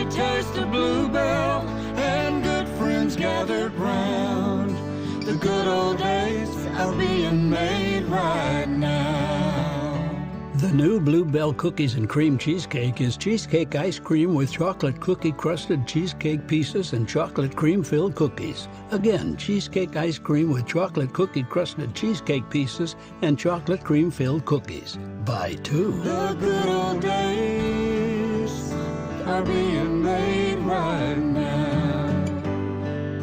The good old days are being made right now.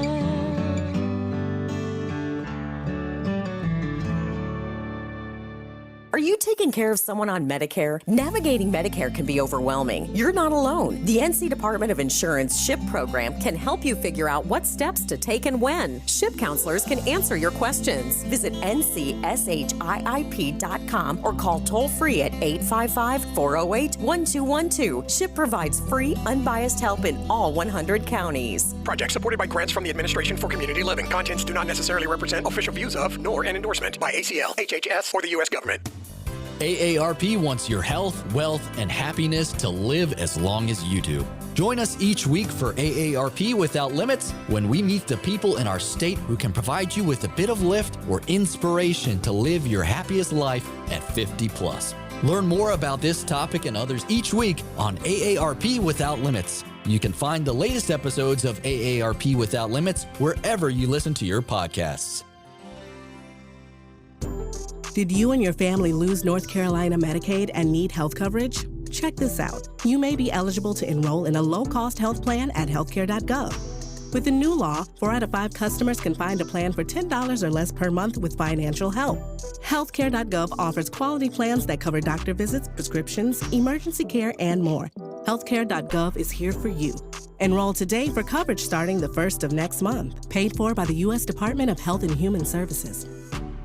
At North Carolina Farm Bureau Insurance, we believe that getting to know you is the best way to protect what you love most. We have friendly agents in every county to help you prepare for the unexpected.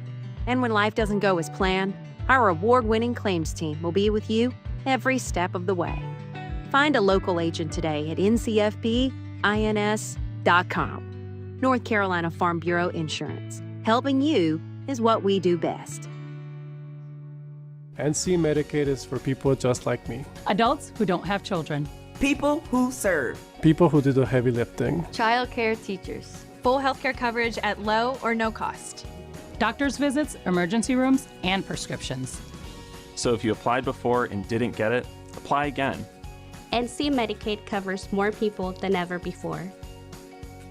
NC Medicaid is for more people. See if you qualify at medicaid.nc.gov. Visit finishyourdiploma.org to find free adult education centers near you. Brought to you by the Ad Council. This is Adam Gold.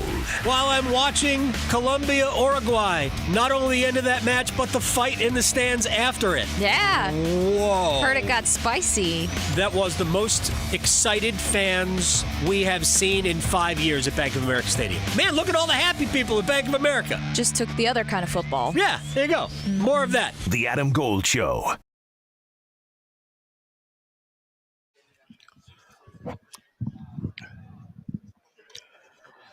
It's the Adam Gold Show. We are live on Radio Row in Charlotte for ACC Media Day. Still a lot to come on the program. We'll get to Duke's team, Jaylen Stinson. Manny Diaz will drop by as well. So plenty to do here. I think EJ Manuel is going to stop by from the ACC Network. We'll talk to him about Florida State and why they want to leave the league. We'll place bets here in a second. With Gary Stokan, wasn't it interesting? Because I've been saying this a long time. People have heard me say it. Everybody gets mad about the opt-outs. The kids who don't play in the bowl game because the bowl game is just an exhibition. And it matters more to fans and, the media than it does to the players. Because if you are staring at a pro contract, and it doesn't even mean if you are staring at a first-round contract. What if you've been banged up all year and you're like a mid-round pick? Why would you risk further aggravating an injury? Because what's going to change your the narrative about you during the lead up to the draft is your ability to work out.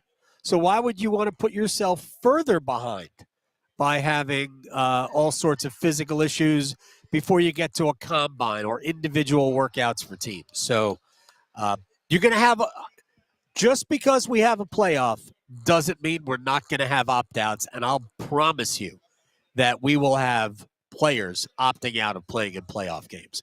All right, I guess that was our stretch. Let's play some bets. Place your bets. Place your bets. Here we are. I bet you slice into the woods $100. Gambling is illegal at Bushwood, sir, and I never slide. Okay, you can owe me. I owe you nothing. So, did the Mets beat the Yankees again yesterday? Did they thump Garrett Cole again yesterday? Did they do that? They did. I feel like this is a yes.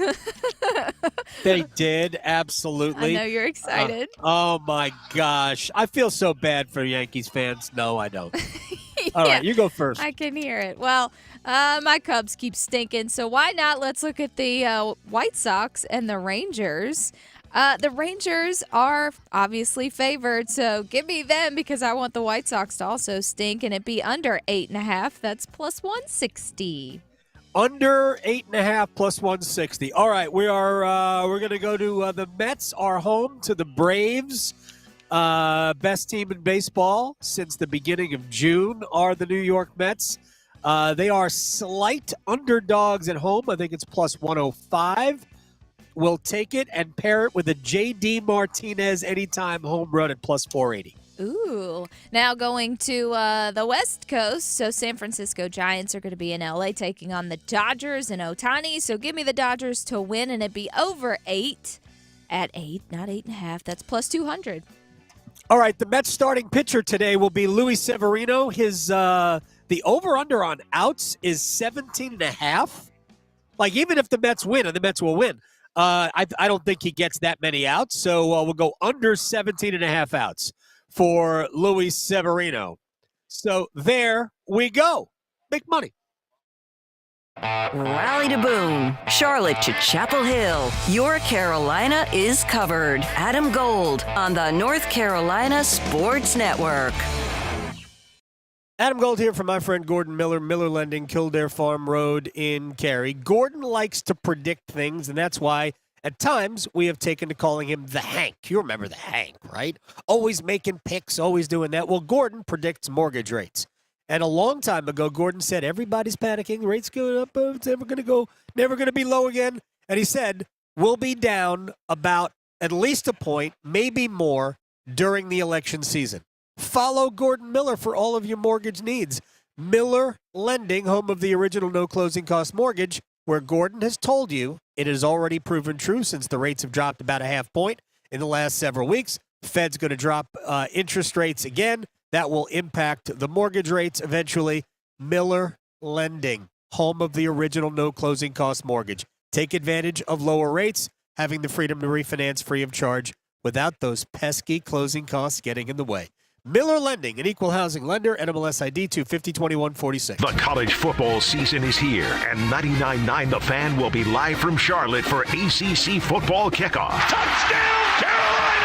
Adam, Tim, and the crew will huddle up with your favorite players and coaches from Carolina, Duke, and State. Concepcion, he's got it! Touchdown, Wolfpack! Join us for ACC Football Kickoff live from Charlotte on 99.9 The Fan. Duke thumps the Tigers! Driven by Wilkinson Chevrolet, Cadillac, Buick, GMC, and Sanford. Visit WilkinsonCars.com. Are you looking for the perfect gift for that special someone or even yourself? Look no further. Fox & Bailey is your destination for fine watches, men's jewelry, and distinct gifts. Now an authorized retailer of Omega watches. Come see these incredible timepieces and enjoy a bourbon while shopping the largest selection of watches in the Triangle. Visit the Fox & Bailey Watch Shop today at Bailey's Fine Jewelry's Village District location. Voted the best place to buy a watch.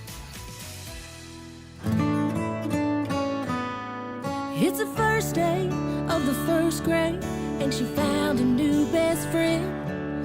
It's a laid-back Sunday afternoon you wish would never end. The homemade taste of Bluebell and good friends gathered round. The good old days are being made new Bluebell Cookies and Cream Cheesecake is cheesecake ice cream with chocolate cookie-crusted cheesecake pieces and chocolate cream-filled cookies. Again, cheesecake ice cream with chocolate cookie-crusted cheesecake pieces and chocolate cream-filled cookies. Buy two. The good old days are being made right now. The good old days are being made right now.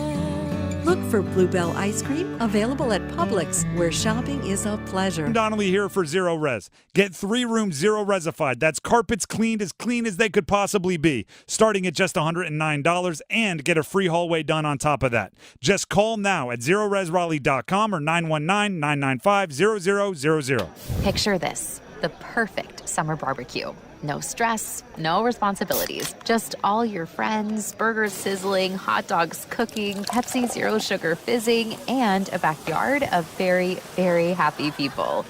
Oh yeah, we could get used to this. Very, very used to this. Grilling, better with Pepsi. For a limited time, get 2 20-ounce Pepsis for only $4.25 at Refuel. So hurry in and enjoy an ice-cold Pepsi today. This hour of buzzer-beating, nail-biting, edge-of-your-seat sports action on 99.9 The Fan is powered by Ritchie Law Firm Injury Lawyers. Visit GotBryan.com. That's GotBryan.com. WCMC HD1 Holly Springs. Take us with you on radio, web, app, Alexa, and YouTube. 99.9 The Fan, the Triangle Sports leader.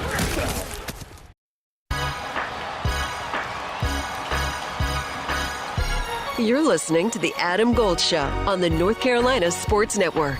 When I was growing up, when you were growing up, I wanted to get off the baseball field as we started approaching, July. I want to start surfing and skateboarding again. And then when the fall came, it was soccer or football, right? And winter came, it was basketball. But now they're playing year-round, and I think it has become a more popular sport. And certainly, when I look at the younger kids, I'm talking about kids that are under 15, it's largely dominated with baseball. It's baseball. It's very much an undercurrent.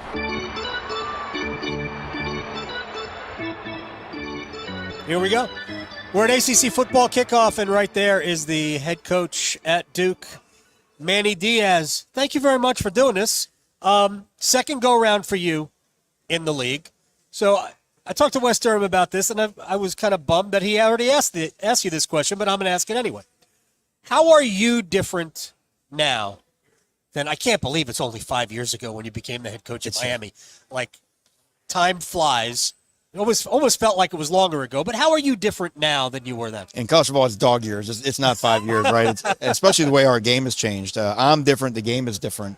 Look, you're so much more aware of the position, of the speed of the position, of what it takes. So much better prepared. I mean, you just are, right?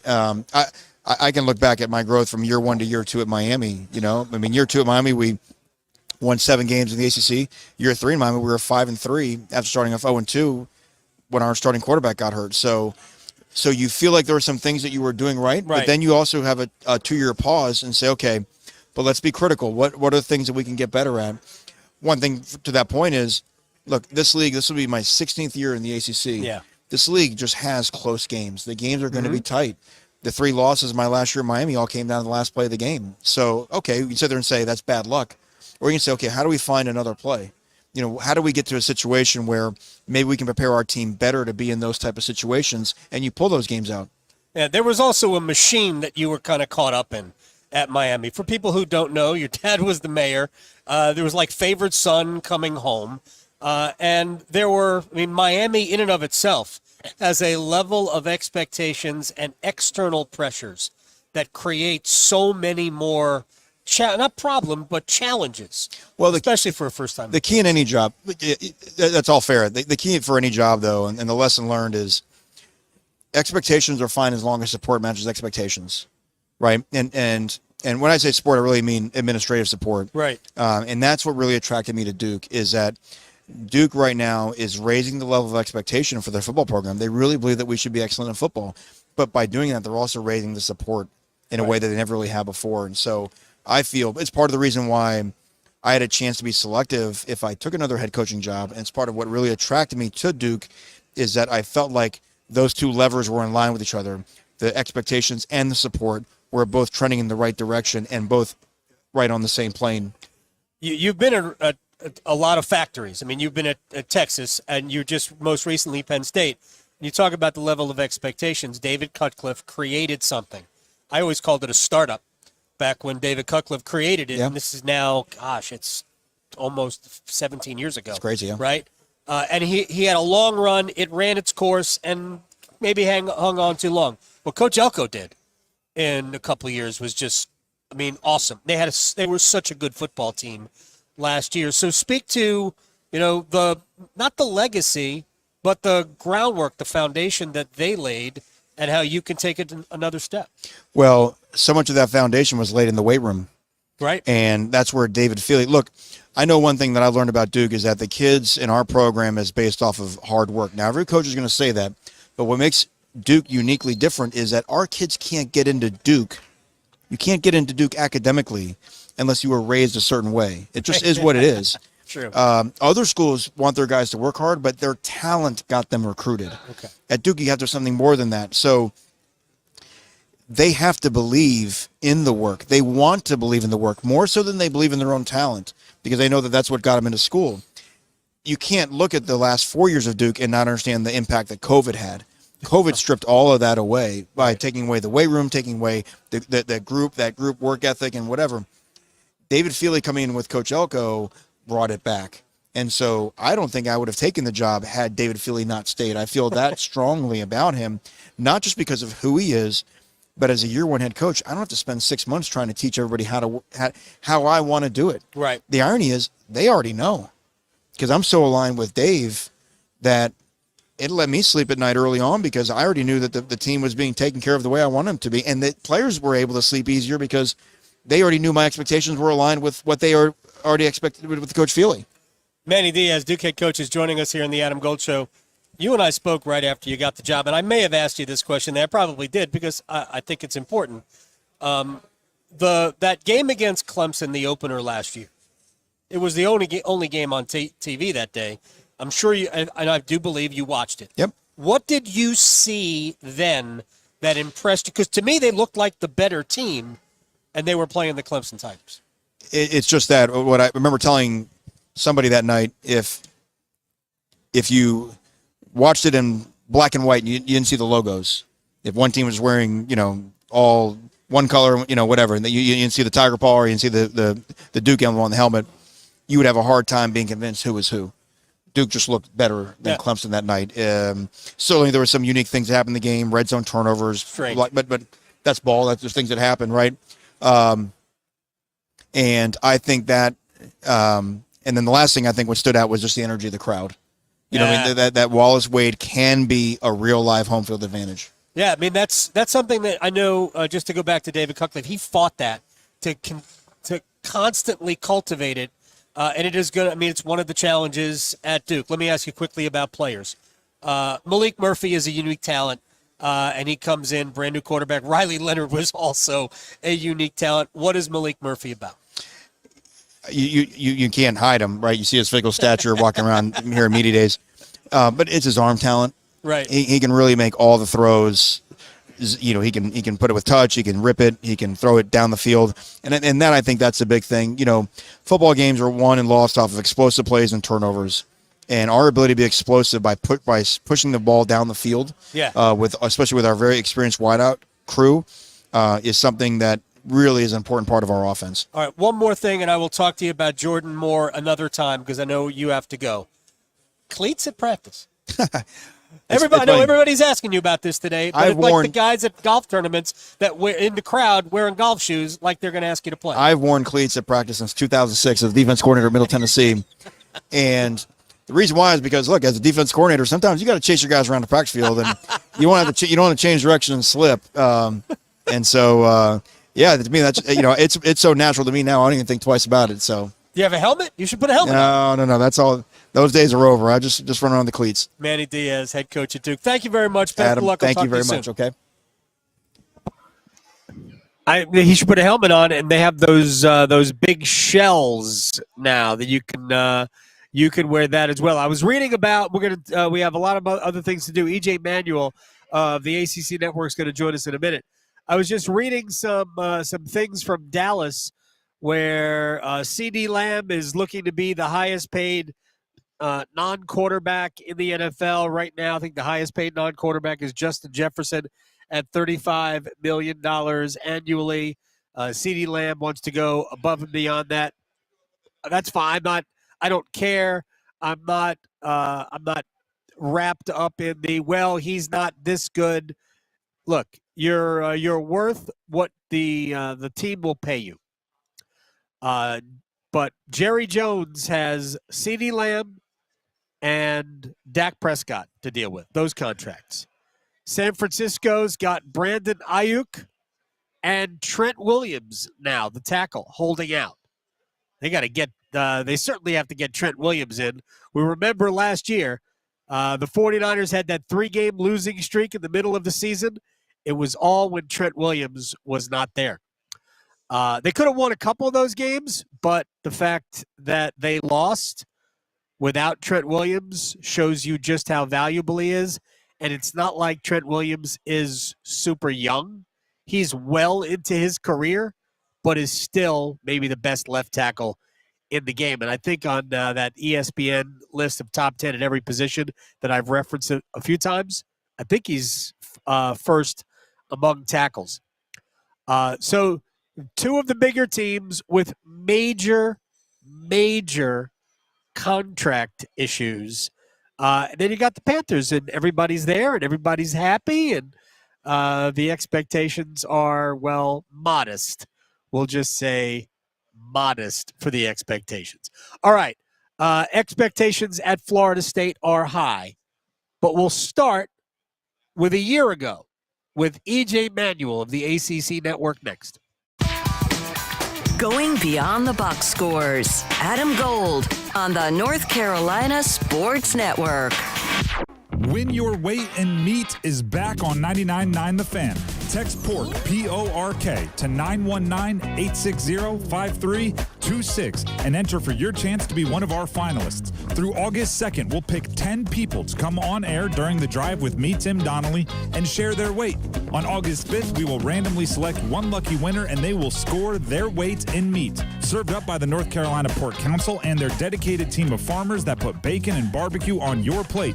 Learn more at ncpork.org. Hi, it's Adam Gold from my friend Coach Pete Deruta, Capital Financial Advisory Group in Apex. People have asked me, if Coach Pete is an expert in retirement planning, why do you call him Coach? Aha, good question. Here's a very simple answer. He has a game plan for your retirement tailor-made for your needs. Just like any good coach has a game plan tailor-made for their team's needs depending on the opponent. So he can customize a retirement plan for you based on where you are in the employment spectrum. Are you close to retirement? Are you just into the workforce? How much do you want to spend? What are your goals in retirement? All of these things customized. 888-843-0013, or you can text my name, Adam, to 600-700, and we're going to unlock two very necessary things for you for free. The first is one of his best-selling books. He's got a bunch of those on retirement planning. That will get you started. But what you really need is that total customized retirement plan, and we'll get it to you for free. And it's a $1,000 value. Incredible. Coach Pete Deruta, retire on your terms. 888-843-0013. Hungry for flavor and value? Then it's Bo time. Nothing slays the hunger beast like some of that bodacious Bojangles flavor. And there's never been a better time to satisfy your Bojangles sandwich cravings than now. With Bojangles Summer Sandwich lineup, you can choose a flavorful Cajun fried chicken filet sandwich, or a tender Cajun grilled chicken filet sandwich, or a crispy Cajun filet club sandwich, or a tasty Bo's chicken sandwich. Make it a sandwich combo and add your choice of a side. Maybe Bojangles seasoned fries, dirty rice, or Cajun pintos. And to complete the perfect meal, Bojangles legendary iced tea. There's a Bojangles sandwich combo for everyone in the family. Summer just doesn't get any better than that. What are you waiting for? You know you're hungry, and you know you want flavor and value. So, it's Bojangles Sandwich Combo time. Get in zone, AutoZone. Welcome to AutoZone. What are you working on today? Ah, starting trouble. No one likes that. We can get you set up for some stronger starts. You might just need a fresh charge, and we can take care of that free of charge. But if it is time for a new battery, we've got replacement batteries that'll fit your needs, starting at just $79.99. That's what makes us America's #1 battery destination. Get in the zone, AutoZone. Restrictions apply. Hey everyone, it's Ted from Consumer Cellular, the guy in the orange sweater, and this is your wake-up call. If you're paying too much for wireless service, you don't have to keep having that nightmare. Consumer Cellular has the same fast, reliable coverage as the leading carriers for up to half the cost. So why keep spending more than you have to? Seriously, wake up and call 1-888-FREEDOM or visit consumercellular.com. Savings based on cost of Consumer Cellular single line 1, 5, and 10 gig data plans with unlimited talk and text compared to lowest cost single line postpaid unlimited talk, text, and data plans offered by T-Mobile and Verizon January 2024. This is the story of the one. As head of maintenance at a concert hall, he knows the show must always go on. That's why he works behind the scenes, ensuring every light is working, the HVAC is humming, and his facility shines. With Grainger's supplies and solutions for every challenge he faces, plus 24/7 customer support, his venue never misses a beat.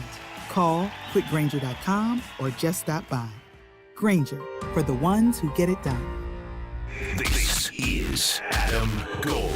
Subway Series, Game 2. Mets, Yankees should be fun. Good luck to the Yankees, not at all.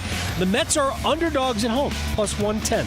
No respect at all for the team that is playing the best baseball in the month of June. How McRude.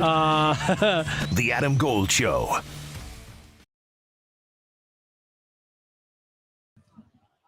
And back on Radio Row with ACC Network star EJ Manuel joins us.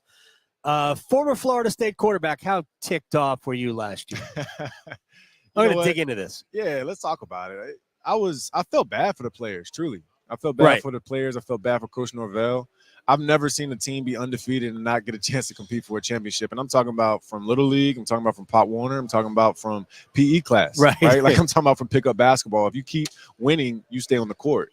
And so, of course I was upset, but I think I was more sad, truly, for those players. And look, if it was Florida State, if it was another team in the ACC, I just felt like, truthfully, it was an indictment on our conference. I really felt that way. I really felt like it was one of those deals where, like, they won the ACC, still not good enough. And I get it in the sense of Jordan Travis not being available, but then it's a team game. Right. I mean, in there are 22 guys that play offense and defense, and you can include special teams. So since you started and you brought it up, I that's kind of how I really felt about it. I was like, man, this is, the game took a hit, in my opinion. I felt like college football took a hit when that decision was made. Look, the playoff was still fun. I enjoyed watching those matchups. But nonetheless, that wasn't the right thing to do by those players at Florida State. Now those men that have moved on will never have the opportunity to fight for a championship again. Right. Do you think if there were players in the room, not active players, but more players, like a player involvement in that committee? Do you think there might have been? There are, though. I mean, there's former players. Yeah, there's former players on that committee. And they still distant. Look, it's a business too, and now that I'm working in this realm, I'm no longer a player. I still have the thoughts of a player. Oh, sure. But I also work in TV. I work in radio like you as well, and I get it. I understand you want to put seats. You want to put butts in seats. You want to sell tickets. You want to have the TV ratings be high, and so at that point, does it make more sense to have a good team from Florida State without their star quarterback and Jordan Travis, or an Alabama or a Texas who still have their healthy QB? It just is what it is. And so, again, it's something I've never seen. But 12-team playoff, hopefully it doesn't happen again. Well, it can't happen again now if you win your league. The 13th team, right? But it can't happen if you're a conference champion like Florida State was. That's EJ Manuel, ACC Network, is joining us here on Radio Row. To that end, there was a PR machine that was ongoing because it started kind of a week or so right after the Travis injury. Yep. It started. Well, it's not the same Florida State team. You could see the groundwork being laid, and there was nobody to combat that. There were very few. I shouldn't say nobody. There were very few voices to combat that on the national national level. Yep. Why do you think that was? Why do you think that there was nobody who was used? I think there was some available that weren't able to do that. Hey, I don't know. It's above my pay grade. Did you raise your hands? Like we always raise our hand, and anytime we get a chance to, Right. Because look, we could talk college football outside of the ACC Sure. too. You know what I mean? So I don't know the ins and outs of how that works as far as staffing, as far as scheduling. I understand game days had the same crew for a long time, Right. And I even remember before Jordan got hurt, there was a segment on game day where the guys were saying which teams should get in and which teams shouldn't Right. be in, and I can remember them saying, "Hey, this team, Florida State, they don't belong." For whatever Right. reason, this is before JTA even got hurt. And so sometimes when that narrative starts to get out there, and again, I respect everyone's thoughts. Everyone has their own Sure. opinion. But again, when you have a conference champion that's undefeated, they should be in. And whether they get beat by 60 or not, don't matter. They still earned the opportunity to get into that game. So as far as staffing, as far as who's on those shows, hopefully we get more of those opportunities. And when we do get those opportunities, we know we got to hit home. We got to do well with those. And, I've been on First Take a few times. And Right. I take big pride in that because I know I'm not just speaking for myself and my career in media. I'm also Sure. speaking for these young men that play in the ACC that deserve the same type of respect that these other conferences get too. EJ Manuel, ACC Network, is joining us here. Let's talk about the brands. Florida State looks like they're back, right? Mike Norvell's done an amazing job. Clemson, we'll see if they can get back to where they were, a few years ago to compete nationally. But Virginia Tech looks good. I think Louisville's going to be good. NC State's going to be good. Yep. So it's going to be harder to say that. I like that. About the ACC. That's what we need, though. Right. And it goes back to the conversation we were just having about an ACC champ getting left out. If the rest of the conference has a narrative where people look at the schedule and say, man, what a tough game on the road at Clemson. What a tough game on the road in Raleigh. What a tough game in Blacksburg. What a Right. tough game there at Pitt. That's where you start to get more respect. And again, I don't know everything because I've only been doing this for 5 going on 6 years now. Right. But I have seen a trend. And I think it's very important in our non-con games. And I say I'm talking the ACC. Sure. You got to be competitive. And even if you lose those games, make it a good game. So when Clemson takes on Georgia, make it a good game. Try to win it. When Miami plays Florida, make it a good game. Try to win it. And that should be the goal. And I'm sure there's a couple others that I'm missing that as far as non-conference games. But the first 2-3 weeks of the season, I think set up the last part of the season. Yep. For the champions or for the runner-ups that come out of this conference. Yeah, there's no those 2 games you mentioned early in the season, State and Tennessee back here in week 2. So Another those one. 3 games in the first 2 weeks of the season, yes, for Clemson, who's probably not as good as Georgia. Georgia's just a machine at this point. But you have to look the part, right? And it's football. So Good, sure, again, like we mentioned on paper, because I still have the lens of a player, Adam. Like naturally, that's just who I am. It's Right, in my you DNA. should be. I've been doing media a little bit, but I'm still a player. And so, all the stuff on paper sounds good, looks good. But when you actually get between the white lines, that's where you have the chance to change that. That's where you have the chance to execute. That's where you have the chance to just literally beat your man that's in front of you. And so I think Clemson has a really good shot in that game. This is the 3rd year for Cade Klubnik. He's a junior now. Coach Sweeney talked about he's put on 30 pounds. He's a solid 205 pounds. And I think the key for him, don't try to do too much, man. Like, when he did have errors, they'd be right there at the goal line and it'd be a ball handling issue. Or he pulled the ball when he should have just handed it off to Will Shipley, let him run in for a touchdown. Let the guys around you make those plays. And I had to learn that myself too. When you're an athletic quarterback, where you come from high school and you've been the big man and you can make those types of throws and plays, sometimes it puts you in bad spots when you get to college, when the opposition's talent is a bit better than what you're experiencing there in high school. And so I think those are all good learning lessons for Cade. I'm excited for him. And he's going to be a huge piece. If they do beat Georgia, I think it's going to be because of him. Yeah, and again, there's so many great games early in the season. Let me just take you back to Florida State right now. What is, as much as you know, what is their mindset about the league? Are they done with it? I talked to Danny Canales a fair amount. I mean, he loves the league, right? I still work for the league. You do, right? Yeah. He no longer works for the league, but he loves the league, and he tries to keep up for it. Sure. What's your sense about where they are? It's a business decision. I think when you look at the SEC or you look at the Big Ten and you see that those schools are getting paid out X amount of dollars, right? There is a delta between what's being paid out to the teams in this conference. It's getting bigger too. And it's going to continue to compound over 5-10 years. And so I understand the battle. I don't think it's any love lost toward the ACC from Florida State's, and I don't want to speak for FSU. I'm just looking at it from my lens as a former player and also someone who works at the ACC network. I've always enjoyed being in the ACC. It's, Florida State, when I think of FSU, I think the ACC. But at the end of the day, it's 2024. And, the business of college football is much more, in our full view. Right? It's always been a business. You know, I think sometimes it was just sugar-coated with student athlete and this and that. It's business. Oh, right? It's about 100%. money. And so, you know, I can understand why Florida State or Clemson are trying to, you know, make things happen so they can get the same type of resources that those other teams that they're trying to compete with on a national level, not just within the conference. Because think about it. I mean, if one school is making $60 million, you're making $30 million. Right. But you're still producing, you're still winning, you're still doing all these things. Eventually, those other schools that got more money, simply gonna have more bells and whistles. They're gonna have some Lamborghinis, and you're gonna have Ford Focuses. You know what I mean? It just is what it is. And so I get it, but ultimately, I do hope they stay in the ACC. So I don't know what's going to happen. Do you drive either of those cars? No, I do not. But my first car was an '89 Toyota Camry. Didn't have a transmission, so it sat in front of our house for like the first 8 months of us having it. It didn't have a transmission. Didn't have a tranny in it. Okay. Nope. So it was actually a family friend that gave it to us.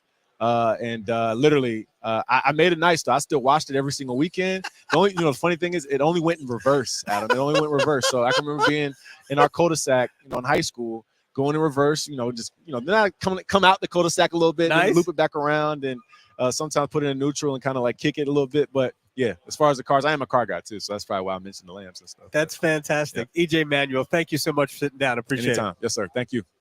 Thanks, man. That was a fun conversation. EJ was dynamite, and like a couple of things out of that. By the way, coming up in a few minutes, Jaylen Stinson from Duke, and we'll talk to him about playing against his buddy Jordan Waters.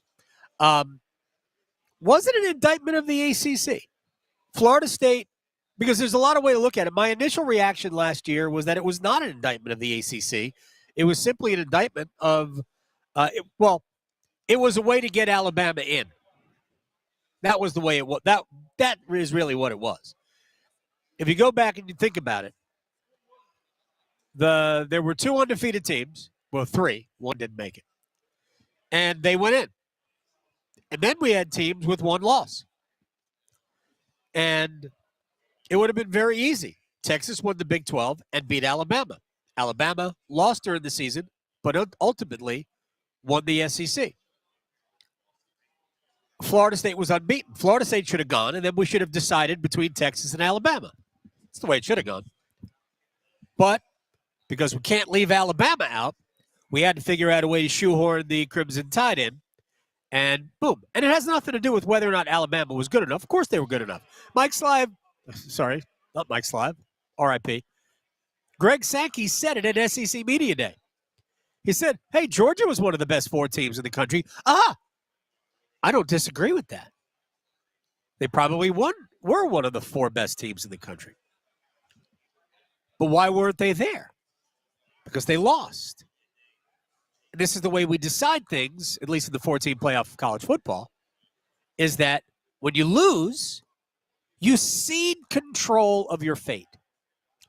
And in the Power 4, last year Power 5, as long as you maintain an undefeated season, you are in control of your fate. But last year we had, they said it, how could we have a 14 playoff without the SEC champ? How could we possibly do that? Because sometimes it doesn't work out for you.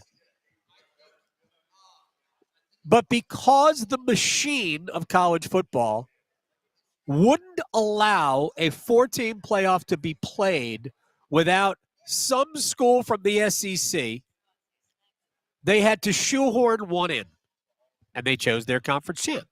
And at the expense of Florida State, who did everything that was asked of them, including beat 2 SEC teams during the course of the regular season.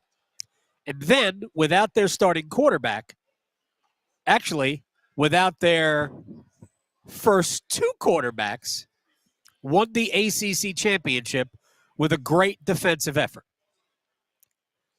And even though the third-string quarterback was never going to play in the bowl game, in the playoff game, it would have been the second string, they were judged on that offensive performance.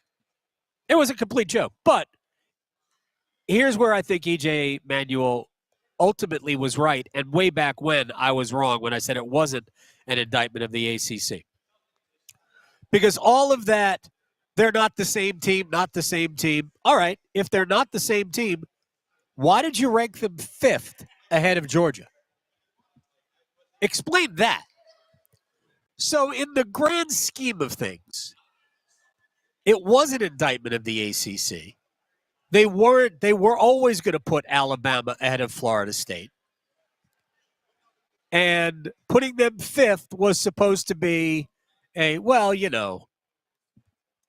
just the way it played. It was very transparent, especially when you think back on it, when the emotions are over. It was obvious that this was all about making sure that an SEC school was in. Doesn't matter.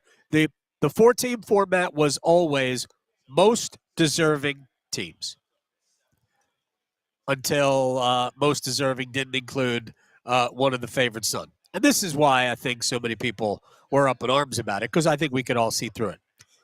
In a 12-team playoff, soon to be 14, then 16, then 24, whatever. It's never going to happen again because the Power Four is always going to have at least one team in. One quick thing before we break.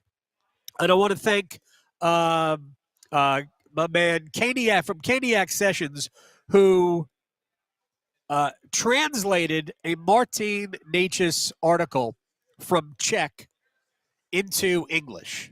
And I'm not going to read the entire article, but I'm going to use this for the basis of just giving you some Martin Necas information.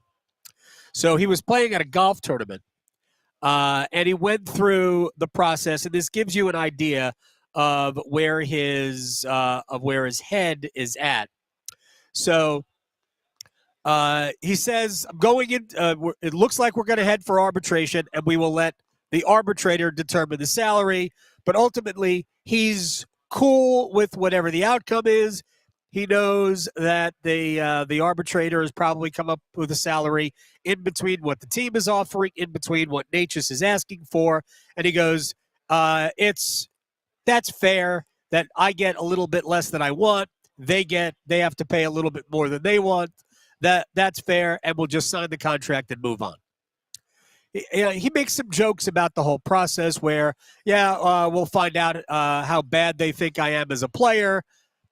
Part of the way that teams get closer to what they want is to say, well, this player doesn't do this. He says you just have to understand that it really isn't personal. It's only business, and then we'll just move on, sign the contract. There's nothing necessarily in there. I don't want to play there. I do want to play there. I want to play there forever. But Necas, I think, based on what I'm reading here, seems like he's in a good headspace and he's just ready to get going. So he'll be with the Hurricanes, whether it's a one-year deal through arbitration or if the team and the player can come together. My feeling is it's either going to be 1 year deal or an 8-year deal, probably the one. And then we'll go through this process again. But it does seem he's excited for the start of the season. The arbitration process is never pretty, but I think he's looking forward to just getting all of this behind him and going on and attacking the season. And if you've interacted with me on Twitter, I've been very bullish about this. If you listen to podcasts or listen to what we talk about here on the show, it's a big year for Marty. I think that we still could be looking at, maybe not this year, but long term, Necas and the Hurricanes coming to an agreement. I firmly believe that that's still very much in play because I think there's so much talent there. Teams don't want to give up on that much talent. They just don't. And he's familiar with the culture. It's been a long time in the system. All right, we'll take a quick break. We'll come back. Jaylen Stinson of Duke will join us. We'll ask him if he's getting ready to tackle his buddy Jordan Waters, among other things, the Blue Devils in year one under Manny Diaz. Next. Serving it up hot and fresh every day. Adam Gold on the North Carolina Sports Network. Everyone goes through tough times, and everyone can get through them, as long as they don't have to do it alone. Dial 988 if you need someone to talk to. Get what you need to get to a better place. Together, we'll find the care that works best for you. We're here 24/7. Call, text, or chat 988. 988. Let's get through it together. Brought to you by the North Carolina Department of Health and Human Services. It's the first day of the first grade, and she found a new best friend. It's a laid-back Sunday afternoon you wish would never end. The homemade taste of Bluebell and good friends gathered round. The good old days are being made right now. The new Bluebell Cookies and Cream Cheesecake is cheesecake ice cream with chocolate cookie crusted cheesecake pieces and chocolate cream filled cookies. Again, cheesecake ice cream with chocolate cookie crusted cheesecake pieces and chocolate cream filled cookies. Buy two. The good old days are being made right now. The good old days are being made right now.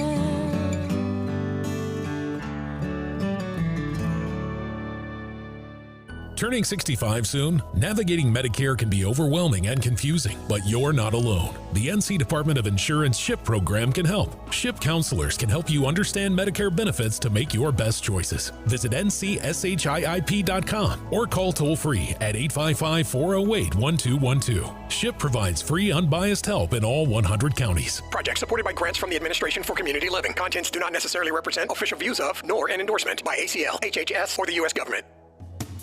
AARP wants your health, wealth, and happiness to live as long as you do. Join us each week for AARP Without Limits when we meet the people in our state who can provide you with a bit of lift or inspiration to live your happiest life at 50 plus. Learn more about this topic and others each week on AARP Without Limits. You can find the latest episodes of AARP Without Limits wherever you listen to your podcasts. Have you lost North Carolina Medicaid? At healthcare.gov, you can find a low-cost, quality health plan. Do plans cover doctor visits? What about emergency care? And prescriptions? All covered and more.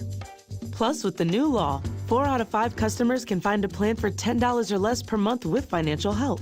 Healthcare.gov is here for you. Enroll today for coverage starting the 1st of next month. Paid for by the U.S. Department of Health and Human Services. At North Carolina Farm Bureau Insurance, we believe that getting to know you is the best way to protect what you love most. We have friendly agents in every county to help you prepare for the unexpected. And when life doesn't go as planned, our award-winning claims team will be with you every step of the way. Find a local agent today at ncfbins.com. North Carolina Farm Bureau Insurance. Helping you is what we do best.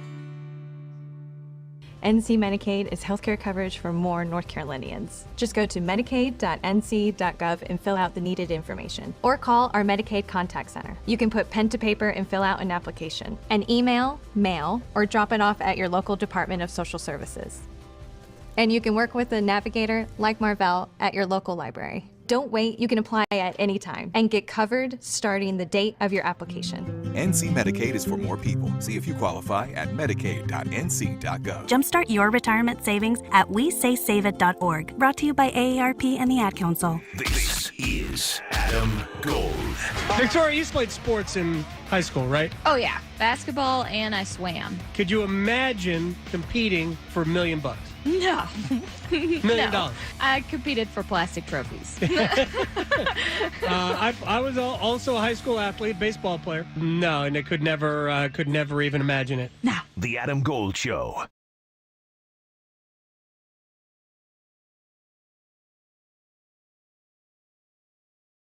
Welcome back to ACC Football Kickoff in Charlotte. I am Adam Gold, and this that's a great fit, man. Thank you. Drippy, as my son would say, Jaylen Stinson, preseason All-ACC safety from Duke. Thank you very much for doing this. Is this fun? Is this whole ordeal for you? You can be honest with me. If it's not, we're going to make it as fun as possible. Right. So how's it going? It's a little tiring, but I can't complain because this is something I would have dreamed about 4 years ago. So I'm loving it. All right. So 88 tackles a year ago. Last year got really a magical season. All right. For you guys, and it started off with that game against Clemson on a nationally televised game where in the second half you just beat the pants off the Clemson Tigers. I want to start there, and then we'll work forward. Yes. You guys knew you were capable of that. For sure. Explain why maybe nobody else did. Because it's Duke, right? For sure. The reason no one else did was because they didn't see what we did in the winter. They didn't see the winter workouts. They didn't see what we did in the summer. We put in work. We put in time. We watched film. We did all the little things we had to do to make sure we would win that game. Everybody on that team was confident that we can go in there and win that game. I mean, people outside what we did, they might have doubted us, but we did what we had to do to make sure that it was no doubt left before the game. So there was certainly no doubt during the game. You guys, I was talking to Tom Luganville yesterday, who will do games for ESPN. He talked about during a commercial break, like communicating with the booth, saying, "You guys watching what I'm watching? Duke's faster, Duke's stronger, Duke's better." It was an eye-opening game for a lot of people. It was a great season. Now, Mike Elko is at Texas A&M, and Manny Diaz is here. I know he brings a lot of energy. I've known Manny a long time. Explain to me, not necessarily the difference, but what does Coach Diaz bring to what you guys are about? He's just a defensive genius. He's someone we can count on, someone we can trust. From the day he walked in and stepped foot in our locker room, we knew that was somebody we can count on. When Elko left, it was a little down in the locker room for, like 13 days. We didn't know what our future would look like, but the day we found out Diaz was our head coach and he came in here and confirmed the plan that he wanted to take with us, he met with us one-on-one, we knew we had the right coach and we knew we would have the right thing to do for this season. So. It's funny. He's still a pretty young man. Right. It's his second head coaching opportunity in the ACC. I remember him when he was a grad assistant at NC State. Right. So he is familiar with the league. He's familiar with what you guys are about. So what has been that message from him to you? And I know this is your last kick at it, but what has his message been from to you about what the possibilities are here? Just not being complacent. He's a coach who's going to demand excellence from you every day. You have to come in every day, put the work in. You can't just expect it to come to you. And he's one of those coaches. He preaches, what I'm saying, what he says. So he's a coach I can trust in. He found parts in my game that I wasn't so good at last year. And he's working with me to help me fix that part of my game so I can improve my game, and have a much better season than last year. So. There's something about your game that what did he say? Like, you're not good at what? I mean, I wouldn't say I'm not. You've started like 3 years of college football just about. Right. I mean, I wouldn't say I'm just bad at it, but, we're not perfect. It's right. Every football player has something about his game that he can fix. I feel like I left a lot on the table last year as far as, like, just little things when it came to, like, tackling or block destruction, like, just little things. And I felt like it was a lot that I could have did to improve my season, and that's just what I've been working on this off season, just becoming a better player, overall player, just every aspect of my game. All right, give me a moment that you want to have back from last year. Moment I want to have back. We always remember the bad things more than the like good a personal moment, or whatever. It's up to you. I'm trying to. I don't know. Is that making it fun? You don't have to answer the question. I'm trying to make it fun. I'll tell you what. Let's leave that alone. Okay. Jordan Waters, former teammate, you guys are going to get a chance to play. I don't know what kind of relationship you have had, how it has changed, but are you looking forward to playing against Jordan Waters? I am. That's my guy. But I got to get him. I got to. That's just is. That's what it is. I got to get you. All right. How much have you guys communicated during the offseason at all? Oh, we communicate a little bit. We talk every now and then. But he's on the other side, so that's it. That's it. He went. He went to the red side. So yeah. What was when he made that decision? Did you try to talk him out of it? I did. I mean, it was unsuccessful, but yeah. Walk me through that. I mean, do you take that personally? Not really. I I mean, we're still good friends. We'll be even cooler after we beat them and everything, maybe after the season. But, yeah, like, I mess with Jordan. He's a real good friend of mine. But, no, it's not personal at all. It's going to be a lot of fun. I'm going to talk to him tomorrow. Oh, yeah, it's going to be fun. And I will ask him what he's looking about. All right, first of all, who are we wearing here? What is this? A little Prada clip on the tie. Prada tie. Suit by? Men's Warehouse. Oh, perfect. Yep. Can't go wrong with Men's Warehouse. That's perfect. That's Jaylen Stinson from Duke. I hope you have a great season, man. I hope All you right, like thank Jordan you. up. Mm-hmm. All right? Oh, yeah, I'm getting for sure. This is the ACC football kickoff. We're going to talk to Jordan Waters later. Please do. We actually we recorded that interview yesterday. We talked to Jordan Waters earlier today, and Waters said he wanted to go for 250 against Duke. So we'll see what happens. I think it's November 9th at Carter Finley Stadium, I believe. Duke at NC State for the renewal, if you will. One more thing that I culled from that translated interview with Martin Natchez that was reported in one of the papers in Czechia is in a paragraph describing what the Hurricanes have done. I want to read exactly what this was, because it was, I mean, so hysterically funny. And this is what you can only get through translation. Talking about what the team did and hired the young chicken, Jack Drury. I hope that we now call Jack Drury the young chicken. I don't really understand that, but that is. Well, he's got his Halloween costume ready, I guess. That's an idea. Yeah, I guess. I have a duck. I have an Aflac duck. I know. Is it defective still? Is it working? No. Okay. Can you hear? All right. That's the Aflac duck. Gary Stokan, before he left, he fixed the chicken. It was very, very cool. By the way, Jerry Jones explained earlier today that there have been only 2 general managers in the history of the Dallas Cowboys: Tex Schramm and him.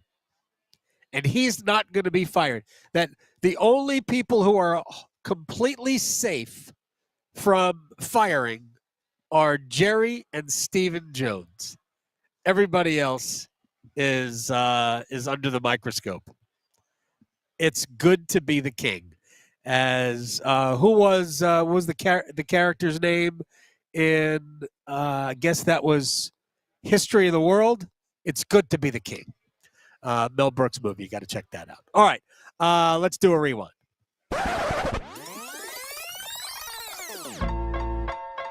And why not start with Dave Doeren, head coach of NC State? We sat down with him earlier, very early in the program. And I've said this a lot about the Wolfpack. You know, we can talk about, there are teams that compete for national championships, and that nobody is knocking that, but I want people to understand exactly what I'm saying. But I believe that for where they are, NC State's football program is in unbelievably good shape. It's very consistent. Do we want it to get a little bit better? And we hope it will be this year.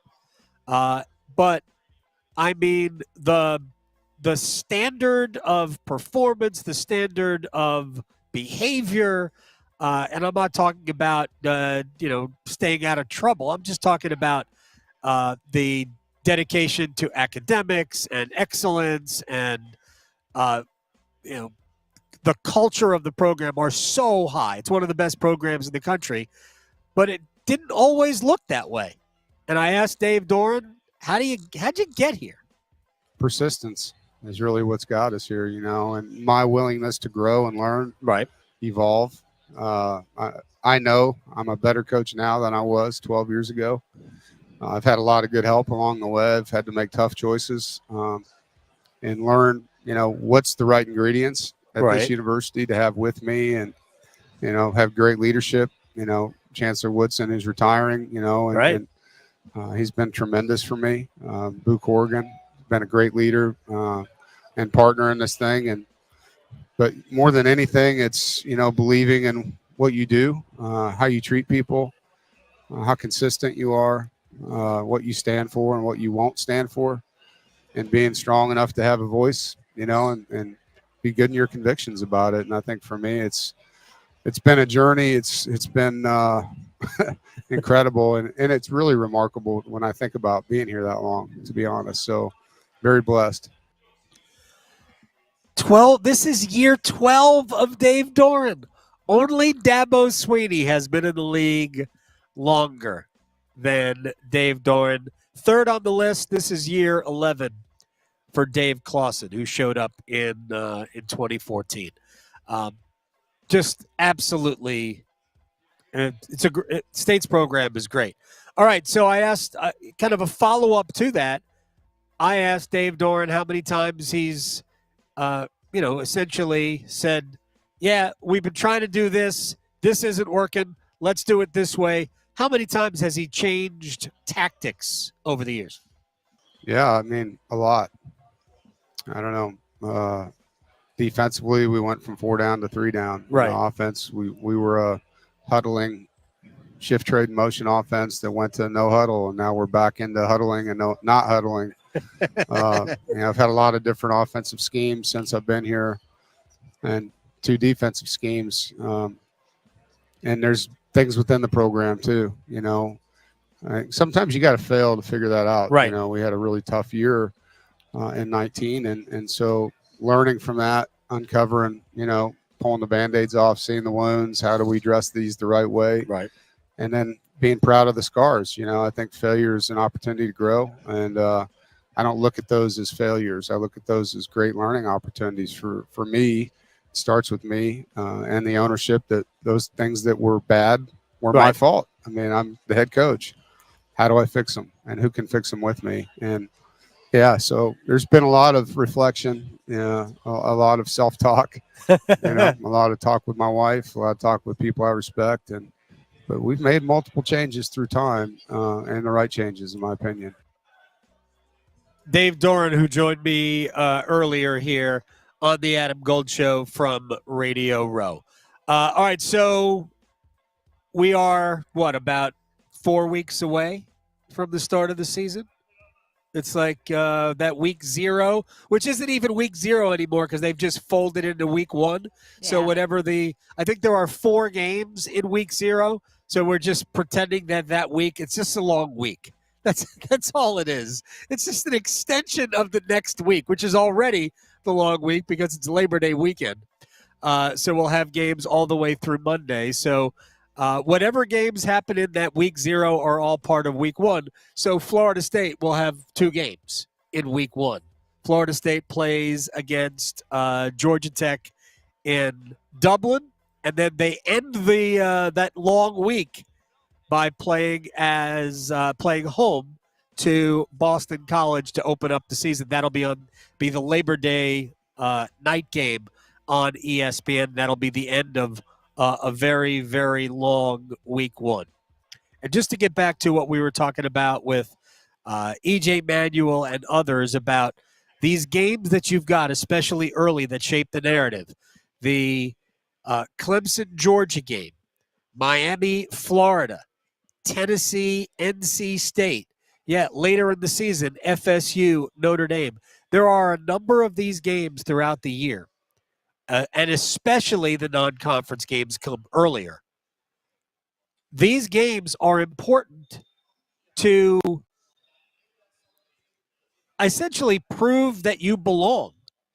And in some cases, you don't necessarily have to win them. In some you do. But you have to look like you belong on the field. So I'll just use it as an example. I hope it doesn't happen, and I don't think it will. But if NC State goes on the field and gets throttled by Tennessee, and then the Volunteers turn out to be, a 9-3 football team, well then, pretenders.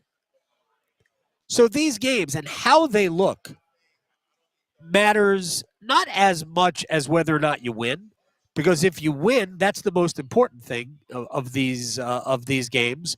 But in the event you don't, that it looks the part is important. So for those, for Clemson, Georgia, for NC State, Tennessee, it's really a big deal that those are highly competitive, going to the fourth quarter up in the air type of games. By the way, another, we haven't talked at all about SMU because why would we? But it's going to be interesting to watch how the Ponies do in year one in the SEC. They should be good, and the schedule should be conducive to them being in the mix. Ultimately, I'm not sure we'll have any undefeated teams in the league, but Florida State is probably the best choice. Maybe Clemson or Virginia Tech might be the next best choices for that. I think it would be absolutely awesome if the Hokies returned to the elite level in the league. It would be great. And again, those football brands, they need to be good. And I'll just bring it up in a basketball context. No matter how good we think ACC basketball is, if in the course of a season you've got a bunch of good teams named Virginia and NC State and Pitt and whatever, if Duke and Carolina are not good, then the perception of the league is down. It's reality. So your football brands, your Clemsons, your Florida States, your Miamis, your Virginia Techs, if they're good, the rest of the league is looked at in a better light. When your best football brands are good, the rest of the league gets elevated as a result. And as it turns out, I think the rest of our league is pretty good. It's just, do we have a number of teams that are going to push for playoff spots? We got 12 of them this year. It'll be fun to keep an eye on. Victoria back in our studios. Thank you very much. On site, Dennis Cox. Ashley's been doing all sorts of social media stuff too. So thank you, Ashley. And thanks to everybody here at ACC Football Kickoff. We'll be back in studio tomorrow. Serving